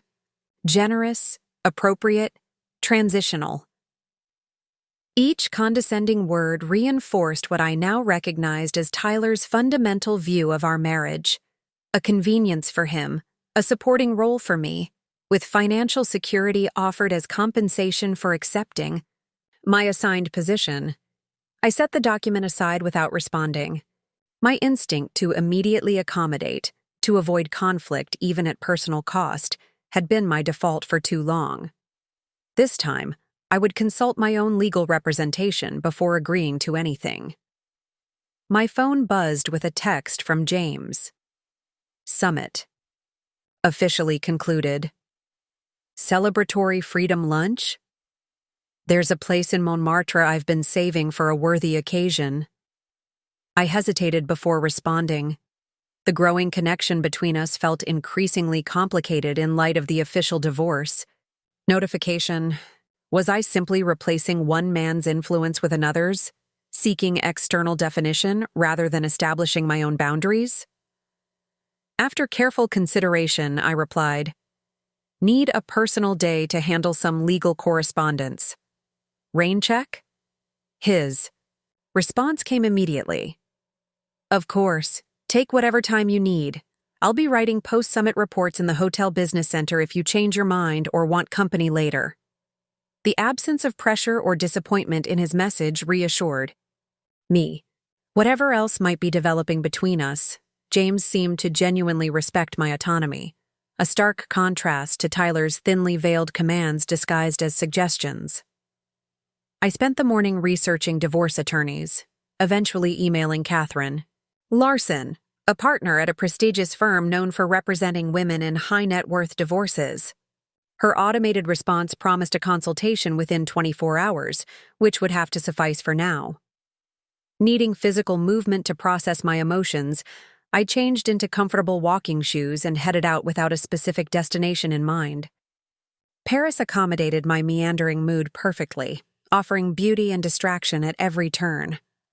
I found myself in neighborhoods I hadn't yet explored, discovering small parks and hidden architectural gems that wouldn't make any guidebook's highlights. In the 14th arrondissement, I stumbled upon a small art gallery showcasing contemporary, female artists. The exhibition, titled Reconstructions, featured work by women who had reinvented themselves at midlife following significant upheaval. "First-time visitor?" asked the gallery owner, a stylish woman in her 60s with a silver, pixie cut and impressive statement jewelry. "Yes," I admitted. "I was just walking and found myself here." "Ah, the best discoveries happen that way," she said with a knowing smile. "I'm Martine. Take your time exploring. These artists all found their voices after divorce, career changes, or health challenges. The common thread is creative rebirth." I moved through the space slowly, each piece resonating with my current state of transition. A series of photographs documented a woman's physical transformation over 3 years following her divorce. Not just changes in appearance, but in the confidence evident in her posture and expression. Ceramic sculptures represented fragmented, then reassembled domestic objects, broken teacups and plates reconstructed with gold lacquer in the Japanese kintsugi tradition, more beautiful for having been broken. "This one speaks to you," Martine observed as I lingered before a mixed-media piece titled Reclamation. The artwork incorporated torn legal documents, photographs, and house keys embedded in layers of paint and resin, creating a textured landscape of endings transformed into new possibility. "It feels relevant to my current situation," I acknowledged. "Divorce?" she asked with European directness. "In progress. Very newly." She nodded without pity. "Karine created this piece during her divorce proceedings. The documents are actually pages from her settlement offer, transformed from instruments of division into components of art." She gestured toward a photograph of the artist. "She's now one of Paris's most successful gallery owners. The end of her marriage became the beginning of her true creative life." The perspective shift felt like permission to view my current disruption not as an ending to be mourned, but as essential disassembly before authentic reconstruction. "Thank you for sharing that," I said sincerely. "We all need mirrors reflecting possibility rather than just loss," Martine replied, "especially in transition moments." I purchased a small print of Reclamation before continuing my wanderings, eventually finding myself at a cafe where I ordered lunch and, on impulse, removed my wedding ring. The pale indentation it left behind would fade eventually, like the other invisible marks Tyler had made upon my life. Returning to Le Burgundy late that afternoon, I found a reply from Catherine Larson awaiting me. She could speak tomorrow morning via video consultation. Progress, at least on the practical front. More surprising was a small package waiting at the concierge desk, a book-shaped object wrapped in simple brown paper with my name written in now familiar handwriting. In my room, I unwrapped it to find a beautiful leather-bound notebook similar to but more elegant than my travel journal. Inside the front cover, James had written, "For the next chapter. Your story deserves proper documentation." The gesture struck the perfect note between thoughtfulness and respect for boundaries, acknowledging my need for personal space while offering subtle support without intrusion. I took the new journal to the hotel's courtyard garden, finding a quiet corner where climbing roses provided natural privacy. The blank pages awaited my thoughts without judgment or expectation. "Today I received divorce papers and removed my wedding ring," I wrote, the pen moving across the first pristine page. 2 significant markers of an ending. Yet somehow I feel more like I'm beginning than concluding. The words flowed more easily than expected, thoughts clarifying as they transferred from mind to paper. I documented not just events but emerging realizations about patterns in my marriage, about the gradual surrender of self I'd accepted as normal, about the unexpected freedom found in this unwanted disruption. I don't know what comes next, I concluded after several pages. With the divorce, with my career, with James, with any of it. But for perhaps the first time in a decade, the not knowing feels like possibility rather than failure. The unwritten pages represent options, not emptiness. As twilight softened the garden's edges, I finally texted James, "Thank you for the journal. Perfect timing and exactly right. Dinner in the hotel restaurant at 8?" His response came quickly. "I'll reserve a table. No summit talk, no divorce discussions, no future planning required. Just good food and whatever conversation feels right." The parameters he suggested, present-focused, without pressure to process past or future, offered exactly the balance I needed. Not avoiding reality, but not forcing premature conclusions either. When I entered the restaurant later, I spotted James already seated at a corner table offering both privacy and a view of the elegant space. He rose as I approached, his expression warm but carefully modulated, friendly without presumption. "Better day?" he asked as I settled across from him. "Different day," I clarified. "Processing rather than avoiding. Progress, I think." He nodded, understanding. Processing beats postponing. I've tried both approaches. The conversation flowed easily through dinner, touching on books we'd both loved, favorite Paris discoveries, childhood memories that had shaped our perspectives. Normal getting-to-know-you exchanges that somehow felt profound after a week of extraordinary circumstances. Over dessert, a shared tarte tatin that the chef had prepared tableside with theatrical flair, James mentioned casually, "I've extended my Paris stay through next week. Some potential European clients worth cultivating while I'm here." The information created both relief and complication.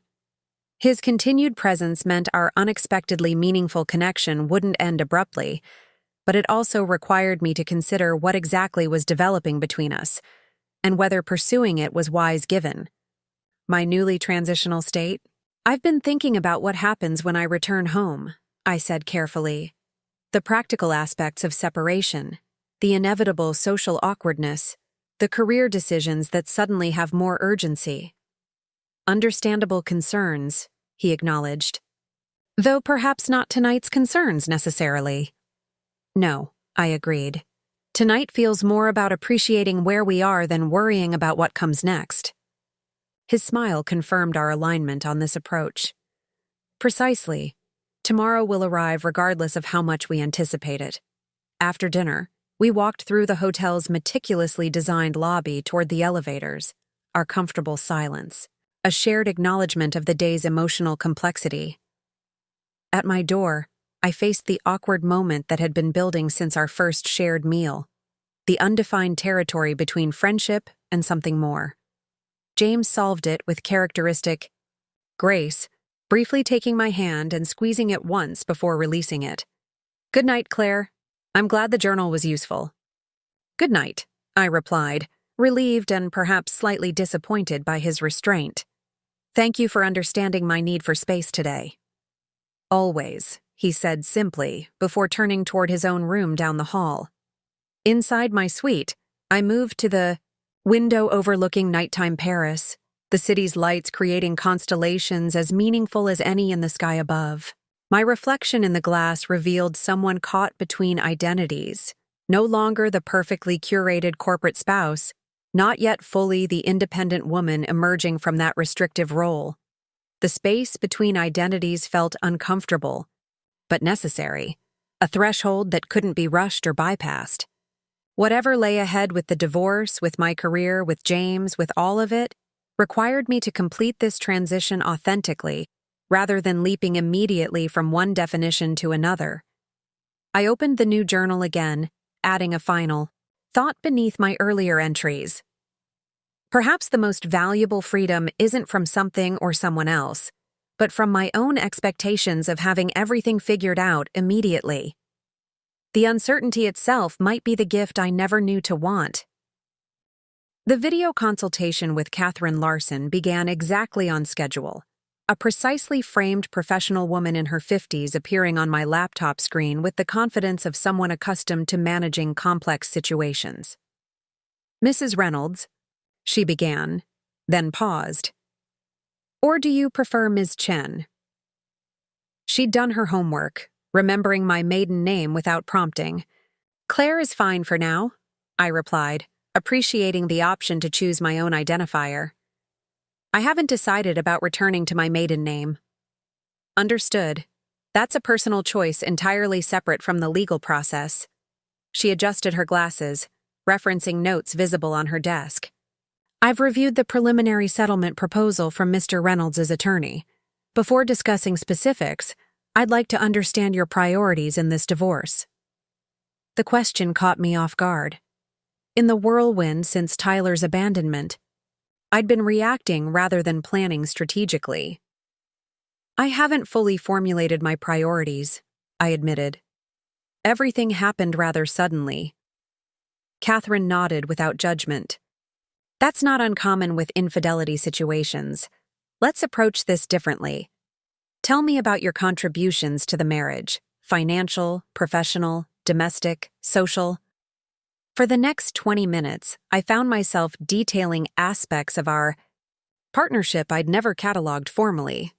How I'd scaled back my design career to support Tyler's business networking, managed our home renovation that had tripled the property value, cultivated social connections that directly benefited Reynolds Whitman Technologies, even edited the presentations that had secured their earliest major investors. "This is excellent information," Catherine said, making notes as I spoke. "Now, tell me about assets you may have overlooked: intellectual property contributions to his company, informal business advice, connections through your family or previous professional network that benefited Mr. Reynolds." Again, my response revealed patterns I hadn't consciously tracked. Design work I'd done for the company without formal compensation, strategic introductions I'd facilitated through college connections, even the branding concept that had become their corporate identity, sketched during a weekend getaway and casually implemented without attribution. "Claire," Catherine said when I finished, her tone shifting from professional to personal, "based on what you've shared, the preliminary settlement Mr. Reynolds proposed significantly undervalues your contributions to both the marriage and his business success." "I suspected as much," I replied, but wasn't sure how to quantify it. "That's why you hired me," she said with the first hint of a smile. "Here's what happens next. I'll prepare a comprehensive counteroffer that appropriately reflects your entitlements. This includes a forensic accounting assessment of Reynolds Whitman Technologies' valuation, given your uncompensated contributions." The approach sounded both fair and considerably more assertive than I might have pursued without representation. "Tyler won't be pleased," I observed. "Divorce negotiations aren't about keeping the initiating party pleased," Catherine replied matter-of-factly. "They're about ensuring equitable division of marital assets. Mr. Reynolds chose to end the marriage in a particularly inconsiderate manner. That doesn't entitle him to also dictate unfavorable terms." Her straightforward advocacy produced an unexpected swell of emotion. Not anger at Tyler, but gratitude for having someone clearly in my corner. "What timeline are we looking at?" "I'll have a formal response to Harrison within 3 business days. I recommend not engaging directly with Mr. Reynolds about financial matters until we've established our position." She referenced her calendar. "When do you return from Paris?" "Next Wednesday," I said, the date feeling suddenly concrete in a way it hadn't before. "Though my plans remain somewhat flexible." "Perfect. We can meet in person the following day to discuss next steps." She paused, studying me through the screen. "One personal observation, if I may? You appear remarkably composed for someone in the early stages of an unexpected divorce." The comment surprised me, both in its directness and its accuracy. Paris has been unexpectedly therapeutic, I replied. Distance provides perspective. Maintain that perspective, she advised. It's your greatest advantage in what can become an emotionally turbulent process. After ending the call, I sat quietly, processing the consultation's implications. Catherine's approach, cataloging my contributions objectively rather than focusing on emotional injury, had clarified something important. My marriage hadn't been the supportive partnership I'd believed in, but neither had I been the passive beneficiary Tyler's settlement implied. My phone chimed with a text from James. Hope your consultation went well. Taking a walking tour of Literary Paris this afternoon if you'd care to join. Completely understand if you need more personal time. The invitation arrived precisely when I needed productive distraction from legal considerations. I replied immediately. Literary Paris. Sounds perfect. When and where? Within minutes, we had arranged to meet in the hotel lobby, providing just enough time for me to change into comfortable walking shoes and grab a light jacket against the slightly overcast sky, promising occasional showers. James waited by the concierge desk, consulting a small booklet that turned out to be a literary walking guide. I thought we might explore the left bank, Hemingway's haunts, the Shakespeare and Company bookstore, the cafes where literary giants argued philosophy and art. Perfect, I agreed, genuinely enthused by the literary focus.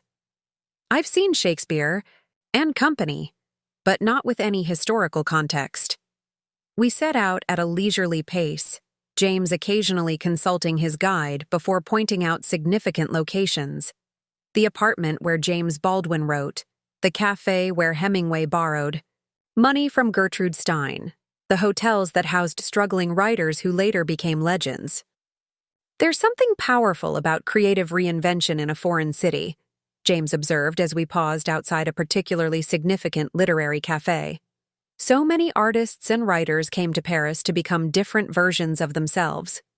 Or, perhaps their authentic selves, I suggested, away from expectations and established patterns. He nodded, understanding my unspoken reference to my own situation. Paris has always excelled at providing beautiful backdrops for personal transformation. Is that why you've extended your stay? I asked, curiosity overcoming discretion. For transformation? James considered this as we continued walking. Not consciously, but perhaps. The company situation with Tyler creates complications I wasn't anticipating, decisions that can't be rushed. Meridian Software, I said, recalling our previous conversation about Tyler's new partner's family business. The competitor connection? Exactly. His expression tightened slightly. Tyler's relationship with Eliza creates potential conflict of interest concerns that impact company valuation, partnership agreements, everything. The business implications suddenly connected with my morning consultation. My divorce attorney mentioned a forensic accounting assessment of Reynolds Whitman Technologies. I imagine that would uncover such conflicts. James glanced at me with newfound interest. Your attorney sounds thorough. Tyler may not anticipate that level of scrutiny. I believe that's the point, I replied, a hint of satisfaction in my voice. Catherine specializes in ensuring overlooked contributions aren't conveniently forgotten in settlements. Good, James said simply, but with genuine approval. The company wouldn't exist without your early support.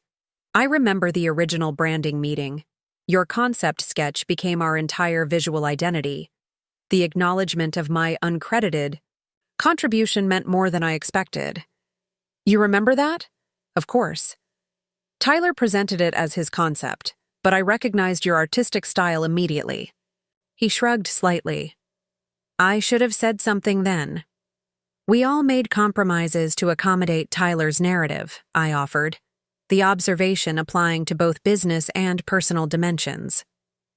Our conversation paused as we entered Shakespeare and Company, its cramped interior crowded with literary pilgrims running fingers along spines of books in multiple languages.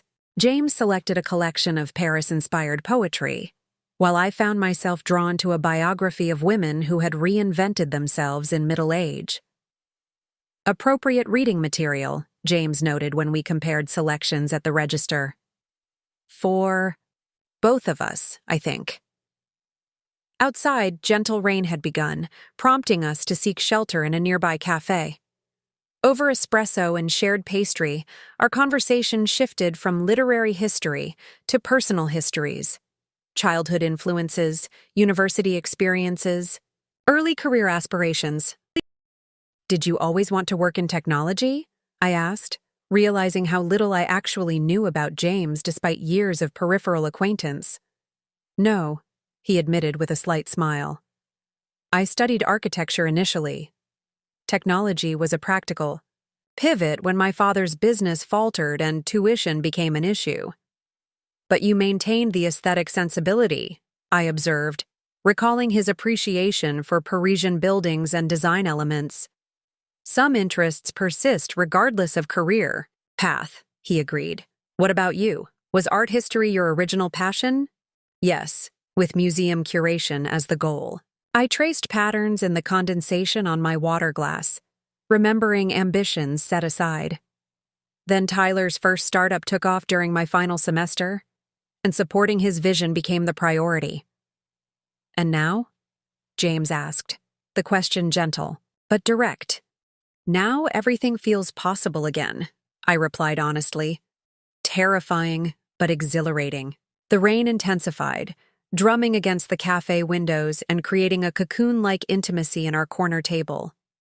Other patrons hurried in seeking shelter, shaking out umbrellas and creating a pleasant background murmur of conversation in multiple languages. I've been thinking, James said after a comfortable silence, about what happens when we both return to Seattle, the potential complications. The question I'd been avoiding myself. Professional and personal, I acknowledged. Primarily personal, he clarified. Our friendship has developed under unusual circumstances. I've enjoyed it immensely, but I'm conscious of your vulnerable position. The direct acknowledgement of potential power imbalance impressed me. So different from Tyler's approach to relationship dynamics. I appreciate that awareness, I said carefully. I've been considering the same question, whether what's developing between us is genuine connection or simply a reaction to shared disruption. And? He asked, his expression open but guarded. I think it's both, I admitted. The circumstances created opportunity, but what's emerged feels authentic beyond the context. James nodded slowly. I've reached the same conclusion, which suggests that continuing our exploration once back home would be worth considering. With appropriate boundaries, I added, thinking of Catherine's advice about maintaining perspective. Of course. He hesitated, then continued. I respect where you are in this process, Claire. I'm not looking to complicate your transition or rush decisions that deserve careful consideration. The sincerity in his voice confirmed what I'd increasingly sensed, that whatever was developing between us had foundation beyond momentary convenience or rebound attraction. Let's agree to continue the connection once we're home, I suggested. With transparent communication about concerns and without artificial timelines. I'd like that, he said simply. Outside, the rain had stopped, leaving Paris washed clean and glistening in afternoon light. We continued our literary tour, conversation flowing naturally between substantial topics and casual observations. By the time we returned to Le Burgundy hours later, something had shifted subtly. Not a dramatic declaration or definitive commitment, but a mutual acknowledgement that whatever had begun in Paris deserved space to develop naturally beyond its borders. In my room that evening, I opened the journal James had given me, recording not just events, but emerging insights about what I truly wanted in this next chapter, professionally, personally, and in whatever relationship might be developing with James. Authentic connection. I wrote, requires neither rushing forward nor holding back out of fear. Perhaps the middle path is simply remaining present while allowing natural evolution at its own pace. That night, I slept more soundly than I had since Tyler's abandonment note. Not because all questions had been answered, but because I now trusted my capacity to navigate the uncertainty with growing confidence in my own discernment. 3 days before my scheduled return to Seattle, James received an unexpected invitation. We were sharing breakfast in the hotel courtyard, discussing my plans to visit Monet's gardens at Giverny, when his phone chimed with an email that visibly surprised him. "Everything okay?" I asked, noting his expression. "Interesting timing," he replied, setting his phone on the table between us. Philippe Mercier, the curator who led our Louvre tour, is hosting a private reception tonight at his home in Montmartre. Apparently, several pieces from his personal collection are being donated to the museum. "Sounds lovely," I said, unsure why this warranted such contemplation. James hesitated before continuing. "The invitation specifically includes you. Philippe mentioned enjoying your art history insights during the tour and thought you might appreciate seeing his collection before it transfers to public viewing." The personal inclusion caught me off guard. I'd exchanged perhaps a dozen sentences with Philippe during the Louvre tour, none particularly revelatory about my art knowledge. "That's unusually thoughtful," I observed. "Though I'm not sure what I said that was so impressive." "Philippe has excellent instincts about people," James said, "and a notoriously selective guest list for home events. Being specifically included is quite the compliment." I sipped my coffee, considering the invitation. "Will it be very formal?" "Formal enough to justify wearing something special, casual, enough that conversation matters more than appearance." He studied me with slight amusement. "You're actually considering attending. I thought you might decline. Why would I?" The question was genuine. "Your previous reluctance about tech industry social events," he explained. I assumed this might feel similar despite the artistic focus. His observation highlighted something I hadn't fully articulated, even to myself. How different my response to social invitations felt now compared to the obligatory networking I'd endured as Tyler's wife. Those events never felt like genuine choices, I realized aloud. They were obligations where I performed a specific supporting role. This feels different. Because it is, James agreed. Philippe invited Claire, the art history enthusiast, not Mrs. Reynolds, the corporate spouse. The distinction resonated deeply. Throughout my marriage, I'd gradually surrendered my identity to become the perfect complement to Tyler's professional persona, the elegant, undemanding wife who made appropriate conversation without overshadowing his business objectives. Then, I'd be delighted to attend, I decided, though I'll need something appropriate to wear. My packed wardrobe didn't anticipate Parisian art curator receptions. "Fortuitous timing for Parisian shopping," James observed with a smile. "The reception begins at 8. I have meetings until late afternoon, but can meet you back here at 7? We confirmed arrangements before separating for the day. James, to his business obligations, me to a sudden but not unwelcome shopping expedition. I began on Rue Saint-Honoré, where luxury boutiques offered beautiful but predictable options that felt too similar to my former corporate spouse wardrobe. After an hour of finding nothing that sparked genuine enthusiasm, I followed instinct toward Le Marais district, where independent designers created more distinctive pieces. In a small boutique with a minimalist aesthetic, I found it. A midnight, blue dress with architectural details that managed to be both elegant and unexpectedly modern. The proprietor, a chic woman with dramatic silver hair, nodded approval as I examined myself in the fitting room mirror. "C'est parfait," she declared, sophisticated without trying too hard. "You have excellent instincts." The compliment struck me as particularly meaningful, acknowledging my personal aesthetic judgment, rather than conformity to external standards. As she wrapped the dress, I added a sculptural silver cuff bracelet, that complemented the dress without competing with it.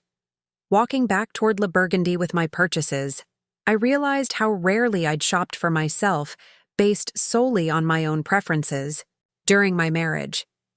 Tyler had subtly but consistently influenced my selections toward conservative elegance that wouldn't draw attention or challenge conventional expectations. The afternoon still stretched invitingly before me, and on impulse, I directed my steps toward the salon I'd noticed near the hotel.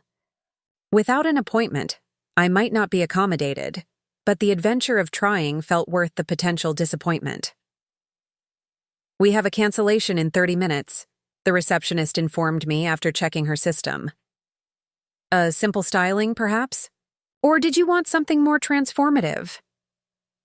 The question hung in the air, laden with symbolic weight beyond hairstyling. More transformative. Wasn't that precisely what this entire Paris experience had become? Something new, I decided. I'm open to the stylist's recommendations. The stylist, Mathieu, studied my current style with professional assessment. The safe, shoulder-length cut with subtle highlights that I'd maintained with minimal variation for years.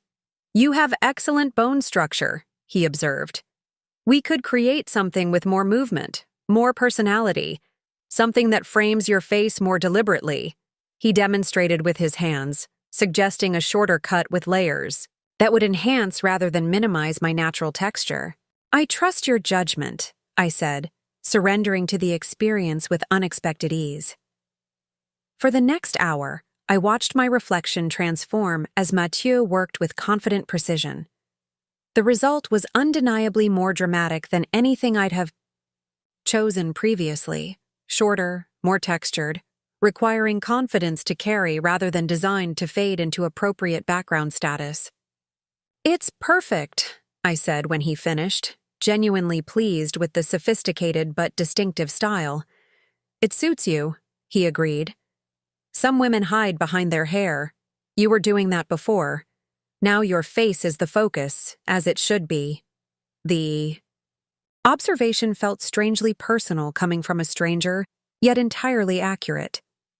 I had been hiding, not just behind my hair, but behind careful accommodations and strategic self-effacement that had gradually diminished my presence in my own life.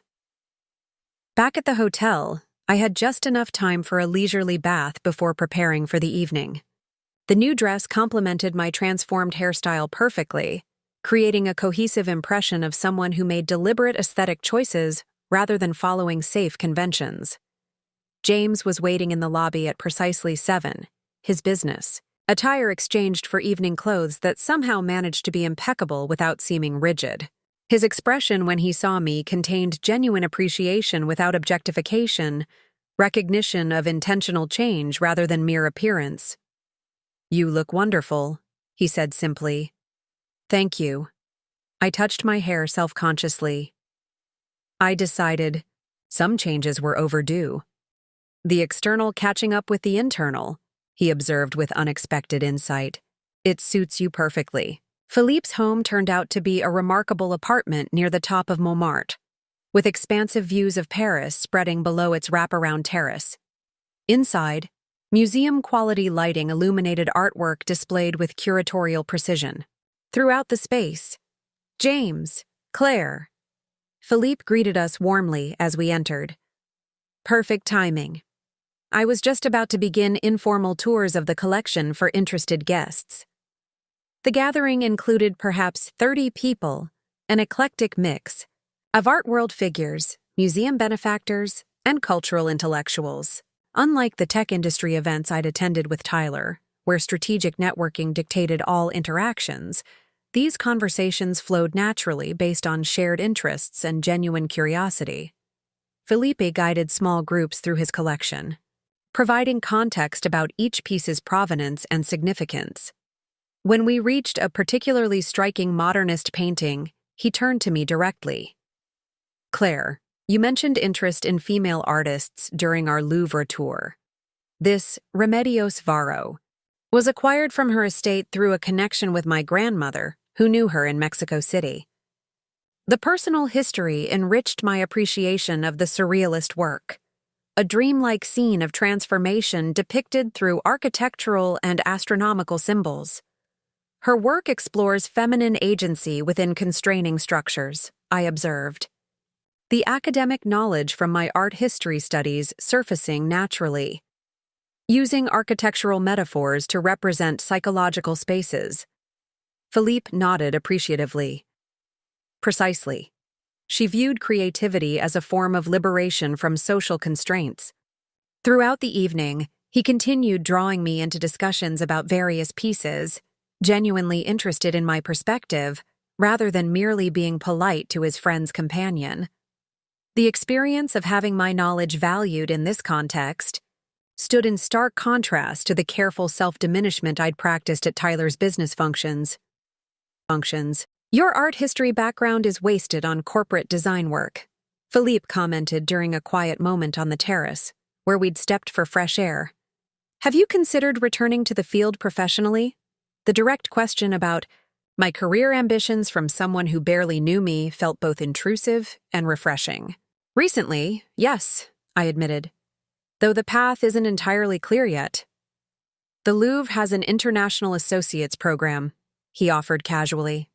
Professionals with academic credentials but experience outside traditional museum environments. Fresh perspectives are invaluable in institutional settings that tend toward intellectual stagnation. Are you suggesting, I began, uncertain of his meaning. Merely planting a seed, Philippe clarified with a smile. Sometimes possibilities need only be mentioned to begin germination. My contact information is on the event program should you wish to discuss further. The conversation shifted as other guests joined us on the terrace, but Philippe's suggestion lingered in my thoughts, a previously unconsidered option suddenly appearing on my horizon of possibilities. Later, as we mingled, among different conversation groups, I observed James with newfound appreciation. Unlike Tyler, who typically positioned himself as the central figure in any gathering, James moved through the event with quiet confidence, listening more than speaking, asking thoughtful questions, creating connections between people with shared interests. Several times I caught his gaze across the room, our brief eye contact conveying shared appreciation for the evening without needing to maintain constant proximity. The unspoken understanding felt like partnership rather than performance, mutual support without dependency. As the gathering began winding down near midnight, Philippe approached us with a final observation. You two navigate social spaces remarkably well together, he noted. Independent orbits that enhance rather than restrict each other's movements, rare and valuable in any relationship. The comment, delivered with European directness before he moved to bid other guests farewell, hung between us as we collected our things to depart. Philippe has always been perceptive, James said as we stepped into the cool night air, neither confirming nor dismissing the observation. And refreshingly direct, I added, equally unwilling to analyze the statement too explicitly. We walked for a while in comfortable silence, Paris at midnight offering its own particular magic, illuminated monuments, quiet side streets, the occasional late-night cafe still hosting philosophical debates among students and artists. Would you consider it? James asked finally. Consider what? Philippe's International Associate suggestion, the Louvre program. The question contained no agenda, just genuine curiosity about my response to the possibility. I honestly don't know, I admitted. It's simultaneously tempting and terrifying. A completely unexpected direction. The best opportunities often are, he observed. Planned paths rarely lead to genuine discovery, says the man who planned an architecture career and discovered technology instead, I noted with a smile. I noted precisely my point. He studied me thoughtfully as we paused at a scenic overlook. You've changed since that first breakfast after the airport, not just the external details, though those are striking too. How so? I asked, genuinely curious. About his perception. You take up more space, he said after careful consideration. Not physically, but energetically. You're fully present in a way you weren't before, as if you were previously saving portions of yourself in reserve. The observation struck me with its accuracy. Throughout my marriage, I'd gradually reduced my presence to create space for Tyler's expanding ego, a strategic diminishment so incremental I'd barely noticed its progression until it was complete. I think I've been returning to myself, I said slowly, articulating the realization as it formed. Or perhaps discovering a new version altogether. Either way, it suits you, James replied simply. We continued walking toward Le Burgundy, the conversation shifting to lighter topics, favorite moments from the evening, artwork that had particularly resonated, the spectacular view from Philippe's terrace. At the hotel, we paused in the lobby, that moment of decision once again hanging. Between us, the undefined territory between friendship and something more still requiring navigation. This time, I made the choice, reaching for his hand and squeezing it briefly before releasing it. Thank you for including me tonight. It was exactly what I needed without knowing I needed it. The pleasure was entirely mine, he replied, his expression warm but carefully modulated. Breakfast tomorrow? I'd like that, I agreed.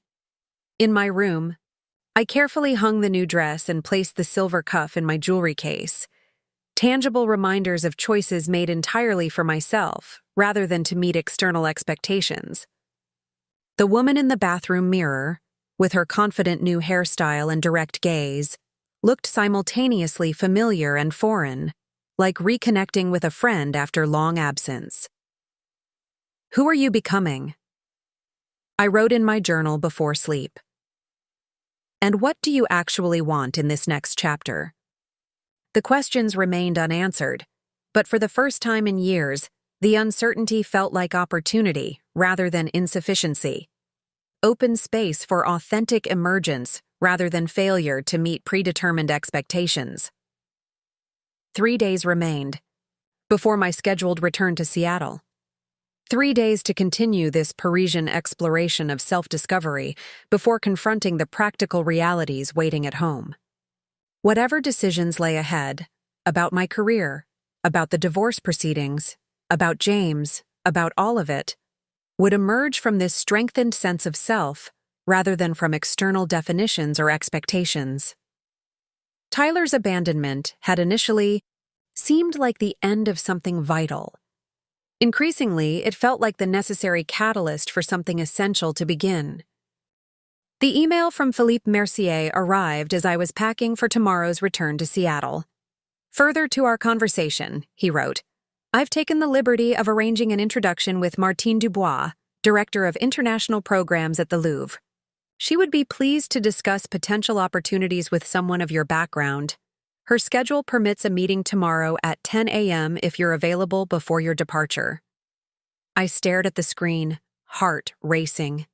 Tomorrow's flight didn't leave until 3 p.m., making the meeting technically possible but emotionally complicated.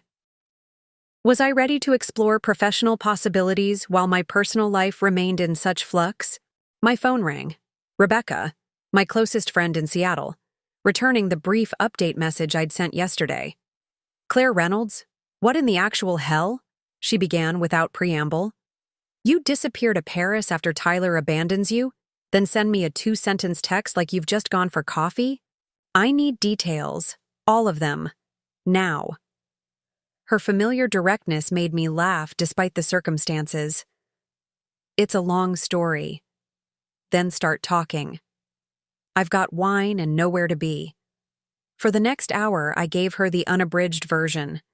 Tyler's betrayal, James's unexpected support, my extended stay, the awakening sense of self I'd discovered in Paris. Rebecca listened with occasional expletive-laden commentary about Tyler's character and behavior. So this James person, she said when I finished, is that becoming something real, or just a Paris thing? That's the question, isn't it? I admitted, glancing at the clock. We'd arranged to meet for dinner in an hour to discuss exactly that. It feels genuine, but everything's happened in this bubble away from reality. And now you're coming home to divorce proceedings and empty closets, Rebecca finished for me. But with a hot new haircut and a potential Louvre connection? Girl, your disaster is going better than most people's success stories. Her perspective made me laugh again. I wouldn't call it a disaster anymore, more like an unexpected redirection. Speaking of redirections, she continued, I should probably tell you what's happening on this end. Tyler's version of events isn't playing well. Turns out people don't approve of men who abandon their wives at airports with divorce notes. The information surprised me. He's actually telling people what happened? Not voluntarily. Eliza's brother works with Mark Thompson, who's married to Sarah from your book club. The story leaked. Tyler's been doing damage control, but it's not working. Even his mother called me asking for your side of the story. This revelation struck me hard. Evelyn Reynolds, Tyler's fiercely loyal mother, reaching out to my friend instead of accepting her son's narrative? The social landscape I'd expected to navigate upon return was apparently shifting without my intervention. There's more, Rebecca continued. Your mother-in-law mentioned something about Tyler's new relationship creating concerning business. Entanglements that Richard Reynolds is deeply troubled by. Corporate drama of some kind. The business situation James had alluded to. Tyler's relationship with a competitor's family member creating conflicts of interest. The implications extended beyond our marriage into the company's stability. Thanks for the intel, I said, genuinely grateful for this glimpse into what awaited me. It helps to be prepared. After we hung up, I returned to Philippe's email, the Louvre meeting opportunity taking on new significance in light of Rebecca's update. The professional path I'd abandoned for Tyler's comfort was potentially reopening. Not someday in an abstract future, but tomorrow at 10 a.m. if I chose to attend. I sent a simple reply to Philippe. I would be honored to meet with Madame Dubois. Please confirm the appointment. His response arrived within minutes, confirming the meeting details and expressing pleasure at my decision. Decision. The word resonated as I prepared for dinner with James. My time in Paris had been filled with small choices that gradually accumulated into significant change, extending my stay, engaging with art again, reclaiming personal aesthetics through new clothes and hairstyle. But this, actively pursuing professional reconnection, represented a definitive step toward the future rather than just recovery from the past. James waited at a small restaurant overlooking the Seine, the setting sun casting golden light across the water. He'd chosen a quiet corner table that allowed private conversation without feeling isolated, another example of his thoughtful consideration. You seem different tonight, he observed after we'd ordered. More settled somehow. I've made some decisions, I acknowledged, including accepting a meeting tomorrow with the Louvre's International Programs Director. His expression registered genuine pleasure rather than the calculation that would have marked Tyler's response to potential career complications. Philippe works quickly. That's wonderful, Claire. It's just an exploratory conversation, I clarified. Nothing may come of it, but you're open to possibilities, he noted. That's the significant part. The waiter brought our wine, creating a natural pause in the conversation. After he departed, I addressed the topic we'd arranged to discuss. We should talk about what happens when we're both back in Seattle. I began directly. With all the complications that involves. James nodded, his expression serious but open. I've been thinking about that extensively. The situation requires clarity for both our sakes. Professional and personal dimensions, I acknowledged. Let's address professional first, he suggested. Simpler parameters. Tyler's actions have created significant business complications that will likely result in my buying his shares in the company. His relationship with Meridian Software's family creates untenable conflicts of interest. How does that affect me? I asked, thinking of Catherine Larson's forensic accounting plans. Your divorce settlement should include fair valuation of his business assets, James explained. I've instructed our financial team to provide complete transparency to your legal representation. No games, no hiding value. The straightforward approach struck me as both ethical and practical. Exactly what I'd come to expect from him. Thank you, I said simply. That will make things considerably easier. As for the personal dimension, he continued carefully, I value what's developed between us immensely. The connection feels genuine beyond these unusual circumstances. I feel the same, I admitted, but the timing creates complications. It does, he agreed without defensiveness. You're navigating a significant transition. I'm managing business upheaval. Neither situation creates ideal conditions for beginning something new. The pragmatic acknowledgement of reality felt refreshing after years of Tyler's tendency to reshape inconvenient truths to fit preferred narratives. What would you suggest? I asked, genuinely curious about his perspective. James considered this thoughtfully before responding. Complete transparency about intentions with appropriate boundaries on timing. I would like to continue exploring this connection once we're both back in Seattle, but with explicit understanding that you need space to complete your transition independently. No pressure for immediate definition, I clarified. Exactly. Genuine. Interest in continued connection without artificial timelines or expectations. He met my gaze directly. I'm not looking to become a rebound or replacement, Claire. What I value is the authentic person I've come to know here. Someone worth waiting for until circumstances allow proper exploration. The respect inherent in his approach, recognizing my need for autonomous completion of one chapter before potentially beginning another, contrasted sharply with Tyler's persistent attempts to direct my choices throughout our marriage. I'd like that approach, I agreed. Continued connection with appropriate boundaries and explicit communication. Relief softened his expression. I was hoping you'd say that. The conversation shifted to more immediate logistics, my return flight details, his extended business in Paris, when he expected to be back in Seattle. The practical exchange felt comfortable rather than restrictive, cooperative planning between equals rather than one person accommodating another's directives. As we shared dessert, a perfect tarte tatin that reminded me of our cooking class, James asked about my meeting preparation. Do you have appropriate materials for the Louvre discussion? Resume portfolio access? I hadn't considered this practical aspect, having focused entirely on the emotional significance of the opportunity. Not really. My professional materials are badly outdated. I might have a solution, he offered. The Hotel Business Center has excellent printing facilities. If you updated your resume tonight, we could create professional materials before your meeting. The suggestion was practical without being presumptuous, offering resources without attempting to manage my presentation. That would be helpful, I acknowledged. Would you be willing to review it as well? Your perspective on current professional presentation would be valuable. I'd be honored, he said simply. We returned to Le Burgundy together, spending 2 companionable hours in the business center as I reconstructed my professional narrative, not minimizing my extensive art history background as I had during my marriage, but centering it alongside the transferable skills I'd developed through other experiences. James offered occasional suggestions about formatting and emphasis, but never attempted to reshape my fundamental presentation. By evening's end, I had professional materials that accurately represented my qualifications without either apologetic diminishment or overstatement.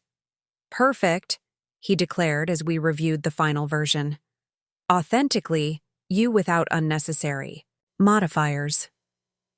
Back at my door, we faced the familiar moment of undefined territory between us. This time, the conversation we'd shared created clearer parameters. Genuine connection acknowledged, but appropriately framed within our complicated circumstances. James solved the moment with characteristic grace, briefly taking both my hands in his. Whatever happens tomorrow, Claire, remember this. The woman Paris revealed was always there beneath the roles you'd accepted. Take her home with you, regardless of external outcomes. I will, I promised, squeezing his hands before releasing them. Thank you for everything. Alone in my room, I completed packing with methodical care, setting aside tomorrow's meeting outfit and organizing travel documents. When everything was prepared for departure, I opened the journal James had given me, recording not just events but the significant shift in perspective they represented. Tomorrow, I returned to Seattle. I wrote, not as the abandoned wife seeking refuge, but as someone choosing her next chapter deliberately.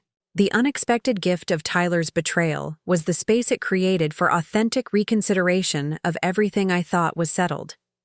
Whatever awaits, professionally with the Louvre opportunity, personally with the divorce proceedings, emotionally with the connection to James, I'm approaching from centered authenticity rather than accommodating adaptation. Tyler didn't just leave me at the airport that day. He inadvertently freed me from patterns I hadn't recognized were restricting my genuine expression. Paris didn't create a new me. It simply revealed who I've always been beneath the compromises I'd accepted as normal. I closed the journal, placing it carefully in my carry-on where it would remain accessible during tomorrow's journey. Not just a record of this transformative interlude, but a touchstone for the woman I was bringing home. The Louvre's administrative offices contrasted sharply with the ornate museum spaces. Modern, efficient, more corporate than artistic. I presented my newly printed credentials to the receptionist, heart pounding with a mixture of nervous energy and quiet determination. Madame Dubois is expecting you, she confirmed, gesturing toward a sleek waiting area. 15 days ago, I'd boarded a plane in shocked numbness after my husband's abandonment. Now, I sat in the Louvre awaiting a professional meeting I hadn't anticipated but felt strangely prepared for. The journey from there to here had been non-linear but transformative, each unexpected turn creating space for authentic recalibration. Madame Reynolds? A striking woman in her 50s approached, offering her hand. Martine Dubois. Philippe speaks very highly of your art history background. Claire Chen, actually, I corrected, the decision to reclaim my maiden name having solidified overnight. I'm returning to my professional name. Martine nodded approvingly. A fresh start, then. Those can be powerfully clarifying. Please, join me in my office. For the next hour, our conversation evolved from formal interview to engaged professional exchange. Martine explained the International Associates Program, a network of art history professionals who facilitated connections between the Louvre and global institutions while managing specialized educational initiatives. Your academic foundation is excellent, she observed, reviewing my materials. Combined with your design experience and American perspective, you offer a compelling combination for our Seattle partnership. Seattle partnership? I repeated, uncertain I'd understood correctly. Philippe didn't mention that detail? She smiled slightly.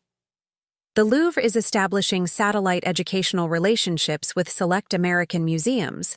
The Seattle Art Museum is among our first partners. We're seeking a liaison with local connections and proper art historical credentials. The synchronicity seemed almost too perfect. A professional opportunity that leveraged my background while allowing return to the city where I needed to resolve my personal transition. The position involves quarterly travel to Paris, Martine continued. Initial training would require 3 months here, beginning in approximately 6 weeks if the candidate has appropriate flexibility. The timeline aligned remarkably with my anticipated divorce proceedings, allowing necessary presence in Seattle for immediate legal requirements while offering structured transition afterward. This sounds like an extraordinary opportunity, I acknowledged. Though my personal circumstances are currently in flux. Philippe mentioned a divorce situation, Martine said matter-of-factly. The Louvre has employed many professionals during life transitions. Sometimes structured, meaningful work provides essential foundation during personal rebuilding. Her perspective resonated deeply with my emerging understanding of what I needed. Not just escape from my collapsed marriage, but purposeful re-engagement with my authentic professional identity. I would be very interested in being considered, I said with newfound clarity. Excellent. I'll need formal application materials within 2 weeks, followed by panel interviews via video conference. She handed me a detailed information packet. Your background is extremely promising, Claire. I look forward to our continued discussions. As I left the imposing building, Paris sunlight illuminated the historical facade in sharp contrast to the modern offices inside, old and new coexisting in dynamic tension rather than conflict. The metaphor wasn't lost on me as I navigated toward Le Burgundy to collect my luggage before heading to the airport. James was waiting in the lobby, our agreed meeting point before my departure. How was your discussion? He asked, genuine interest, rather than polite inquiry. Potentially life-changing, I replied, explaining the Seattle connection that created unexpected alignment between my personal needs and professional opportunities. Remarkable timing, he observed as we walked toward the waiting car he'd arranged for my airport transfer. Almost as if the universe conspired to create pathways forward precisely when needed. The universe, or Philippe's strategic networking, I suggested with a smile. During the drive to Charles de Gaulle, we maintained comfortable conversation about practical matters. When James expected to return to Seattle, coordination regarding Tyler's business situation, logistical details that required attention without creating emotional complications. At the international departures entrance, the moment I'd been anticipating arrived, saying goodbye within the parameters we'd established the previous evening. No dramatic declarations or complications, just acknowledgement of meaningful connection, with appropriate boundaries. Safe travels, Claire, James said, briefly taking my hand as he had the night before. I'll be back in Seattle within 2 weeks. I'll look forward to continuing our conversation then, I replied, the deliberate phrasing acknowledging our agreement about future exploration without premature definition. His smile confirmed our mutual understanding. As will I. The flight home offered hours of suspended animation. Neither Paris nor Seattle, neither old life nor new. Just transitional space perfectly suited for reflection. I opened my journal, recording not just the Louvre opportunity, but its symbolic significance in my evolving narrative. The position itself represents perfect balance, I wrote, requiring both roots in Seattle for necessary closure and wings in Paris for expanded possibility. Not an escape from reality, but a structured bridge between chapters. Later, as other passengers slept around me, I finally powered on my phone fully, not just for brief message checks, but complete re-engagement with the digital world I'd largely avoided during my Paris sojourn. Amid expected notifications, one email subject line caught my attention immediately. Richard Reynolds, urgent discussion requested. Tyler's father, the senior partner at Reynolds Architectural Group and primary investor in Reynolds Whitman Technologies, rarely contacted me directly. The message was brief but direct. Claire, I hope this finds you well. Recent developments with Tyler's business decisions have created concerning situations that require discussion with all affected parties. I would appreciate meeting with you upon your return to Seattle, separate from any legal proceedings between you and Tyler. Please contact my assistant to arrange a convenient time. Regards, Richard. The corporate tone couldn't completely mask the personal subtext. This was Tyler's father acknowledging his son's behavior had created problems extending beyond our marriage into business territories. I forwarded the email to Catherine Larson with a brief note explaining my return date, then composed a polite but non-committal response to Richard, indicating willingness to meet after I'd consulted my attorney. By the time we began our descent into Seattle, I'd addressed most critical messages, arranged temporary accommodations at Rebecca's guest house, and scheduled an appointment with Catherine for the following day. The practical foundation felt stabilizing rather than overwhelming, necessary structure for the transition phase ahead. Seattle greeted me with characteristic drizzle, the gray sky and verdant landscape a stark visual contrast to Paris's elegant limestone and golden light. As the familiar skyline emerged through rain-streaked windows, I felt the expected anxiety rise, but accompanied now by newfound confidence in my capacity to navigate whatever awaited. Rebecca stood waving enthusiastically. At arrivals, her vibrant presence instantly reconnecting me to the support system I'd temporarily left behind. "Look at you," she exclaimed, embracing me tightly before stepping back to examine my transformation. "The hair, the clothes, Claire Chen 2.0 has returned from Paris." "With upgraded operating systems," I added, matching her light-hearted tone. Despite the significance of the moment, her expression softened to seriousness. "For real, though, you seem different, more present somehow." "That's exactly it," I acknowledged as we walked toward short-term parking. "More fully present in my own experience rather than orbiting someone else's." In her car, Rebecca provided unfiltered updates on the social aftermath of Tyler's actions.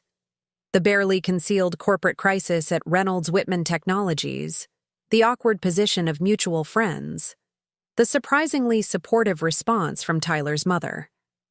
"Evelyn actually called me again yesterday," Rebecca reported as we navigated toward her Craftsman home in Queen Anne. "She wanted to make sure you had appropriate accommodations upon return and offered their lake house if needed." The information stunned me. Evelyn Reynolds had always been cordially distant throughout our marriage, respecting me as Tyler's choice without particularly warming to me personally. "That's unexpected," I managed. "Apparently, Tyler's new relationship isn't meeting with parental approval," Rebecca explained with evident satisfaction. "Especially since Eliza's family connection to Meridian Software creates what Evelyn called untenable ethical complications for the Reynolds business interests." The external validation of concerns James had mentioned further confirmed the business situation's seriousness. Whatever personal reconciliation Tyler might have expected from his parents apparently wasn't materializing as planned. Rebecca's guest house proved perfect for my immediate needs. Private but not isolated, temporary but comfortable, close enough to necessary meetings while removed from former shared spaces. As we carried my luggage inside, the reality of my new circumstances settled fully. I was starting over at 35, rebuilding from foundation rather than simply redecorating existing structures. "You're going to be okay," Rebecca said, reading my momentary overwhelm correctly. "Better than okay, actually. You've got this." "I do," I agreed, the certainty in my voice surprising us both. The next morning brought my scheduled appointment with Catherine Larson, who greeted me with professional approval of my Paris-transformed appearance. "Excellent timing on your return," she noted after initial pleasantries. "I've prepared our formal response to Tyler's preliminary settlement offer, including forensic accounting assessments of his business assets." She outlined our counter-proposal with meticulous precision. Fair division of marital property, including appropriate valuation of my contributions to Reynolds Whitman Technologies, temporary support during my professional transition, and clear timeline for resolution. "Richard Reynolds has requested a meeting," I mentioned when she finished. "Separate from the divorce proceedings." Catherine's expression registered professional interest. "The business complications are creating family pressures beyond your marriage. This could work in our favor." She considered briefly before continuing. "Meet with him if you wish, but have me review any documents before signing anything." "Of course," I agreed, appreciating her balanced approach. Neither paranoid suspicion nor naive trust, but appropriate caution with strategic openness. The meeting concluded with clear next steps and timeline, practical framework for the legal process ahead. As I left Catherine's office, Seattle's familiar landscape seemed simultaneously unchanged and entirely different. The same physical environment now populated with new possibility rather than restrictive patterns. My phone chimed with a text from an unfamiliar international number. "Martine Dubois here."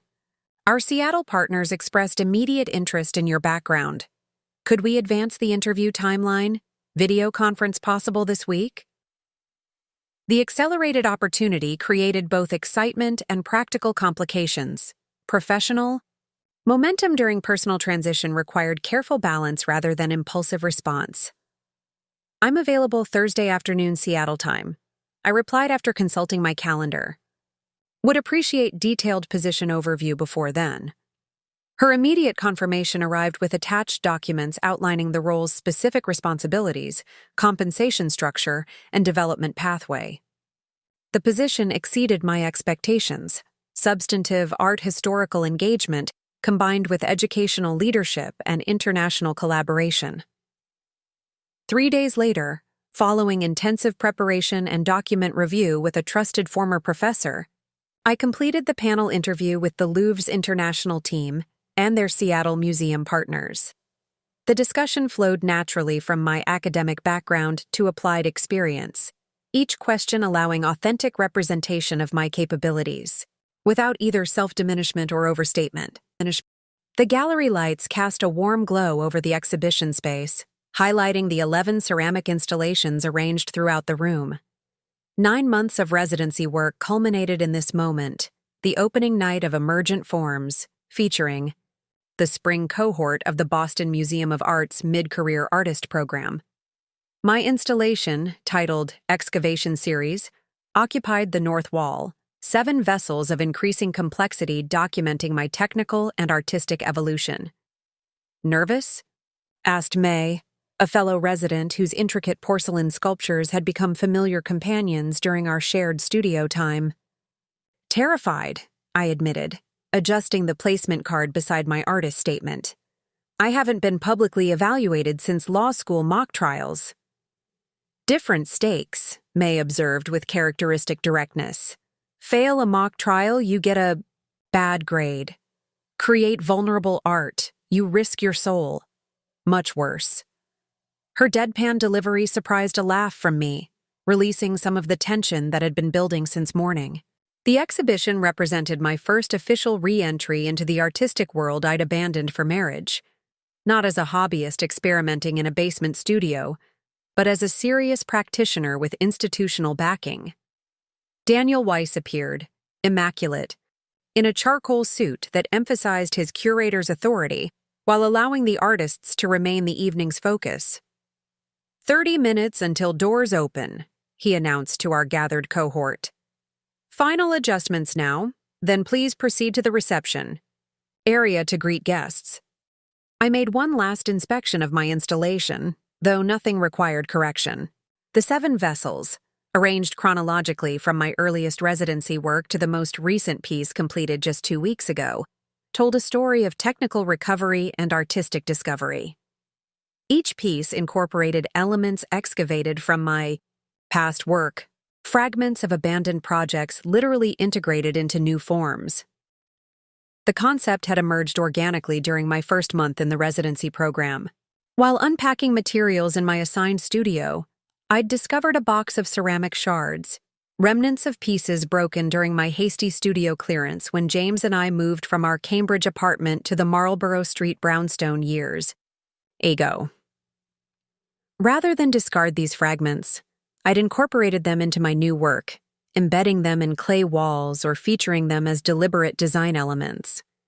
The metaphor wasn't subtle, rebuilding from broken pieces, integrating past failures into new creations, but the technical challenges had pushed me beyond metaphorical thinking into genuine innovation.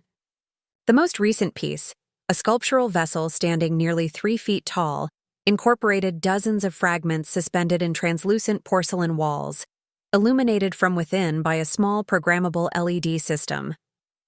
In the reception area, I accepted a glass of sparkling water from a circulating server, declining wine to maintain clarity through the evening's social demands. Caroline arrived first among my invited guests, embracing me with characteristic enthusiasm. "This is magnificent," she declared, gesturing around the gallery space. "You're an actual museum artist now, with an opening and a biography on the wall." "Resident artist," I corrected, though her excitement was contagious. And the biography is embarrassingly brief compared to the established professionals here. Brief but compelling, countered Catherine Ewan, appearing beside us in architectural black linen. From corporate wife to ceramic innovator in under 2 years. People love transformation narratives. The biography is embarrassingly brief compared to the established professionals here. Brief but compelling, countered Catherine Ewan, appearing beside us in architectural black linen. From corporate wife to ceramic innovator in under. People love transformation narratives. The biography is embarrassingly brief compared to the established professionals here. Brief but compelling, countered Catherine Ewan, appearing beside us in architectural black linen. From corporate wife to ceramic innovator in under.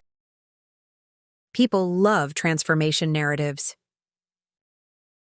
The biography is embarrassingly brief compared to the established professionals here. Brief but compelling, countered Catherine Ewan, appearing beside us in architectural black linen. From corporate wife to ceramic innovator in under. People love transformation narratives. The biography is embarrassingly brief compared to the established professionals here. Brief but compelling, countered Catherine Ewan, appearing beside us in architectural black linen. From corporate wife to ceramic innovator in under. People love transformation narratives. Second, Martine Dubois called personally to offer the Louvre Seattle partnership position, with training in Paris to begin in exactly 6 weeks. Perfect alignment with anticipated legal proceedings completion.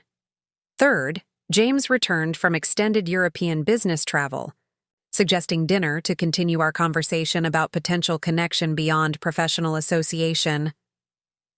Standing in Rebecca's garden that evening, watching Seattle's skyline emerge as sunset painted Mount Rainier in alpenglow colors entirely different from Parisian golden hour, I felt the separate threads of my future weaving into coherent pattern. Not perfect resolution, but purposeful direction emerging from what had initially seemed catastrophic disruption. My phone chimed with, "Text from James, arrived back yesterday. Dinner tomorrow if you're available? No pressure if timing isn't right." His consistent respect for boundaries while maintaining genuine interest reflected exactly the balanced approach we'd discussed in Paris. Authentic connection without artificial timelines or expectations. "Dinner tomorrow would be perfect," I replied. "I have news to share." His response came immediately. "Looking forward to it, and to hearing your news." As Seattle's distinctive skyline lights began illuminating against darkening sky, I opened the journal that had documented my unexpected journey from airport abandonment to purposeful redirection. On a fresh page, I wrote, "Tyler left me stranded at an airport with first-class ticket to Paris, thinking he was ending my story according to his preferred narrative. Instead, he inadvertently opened the first page of a different book entirely. One, where I hold the pen and write from authentic center rather than accommodating margin. Whatever comes next, professionally with the Louvre opportunity, legally with the divorce resolution, personally with James and the connection we're carefully exploring, I'm approaching from integrated wholeness rather than fragmented adaptation. The journey that began with abandonment has arrived somewhere unexpected, not at final destination. But at purposeful departure point for the next chapter, I'm now choosing deliberately.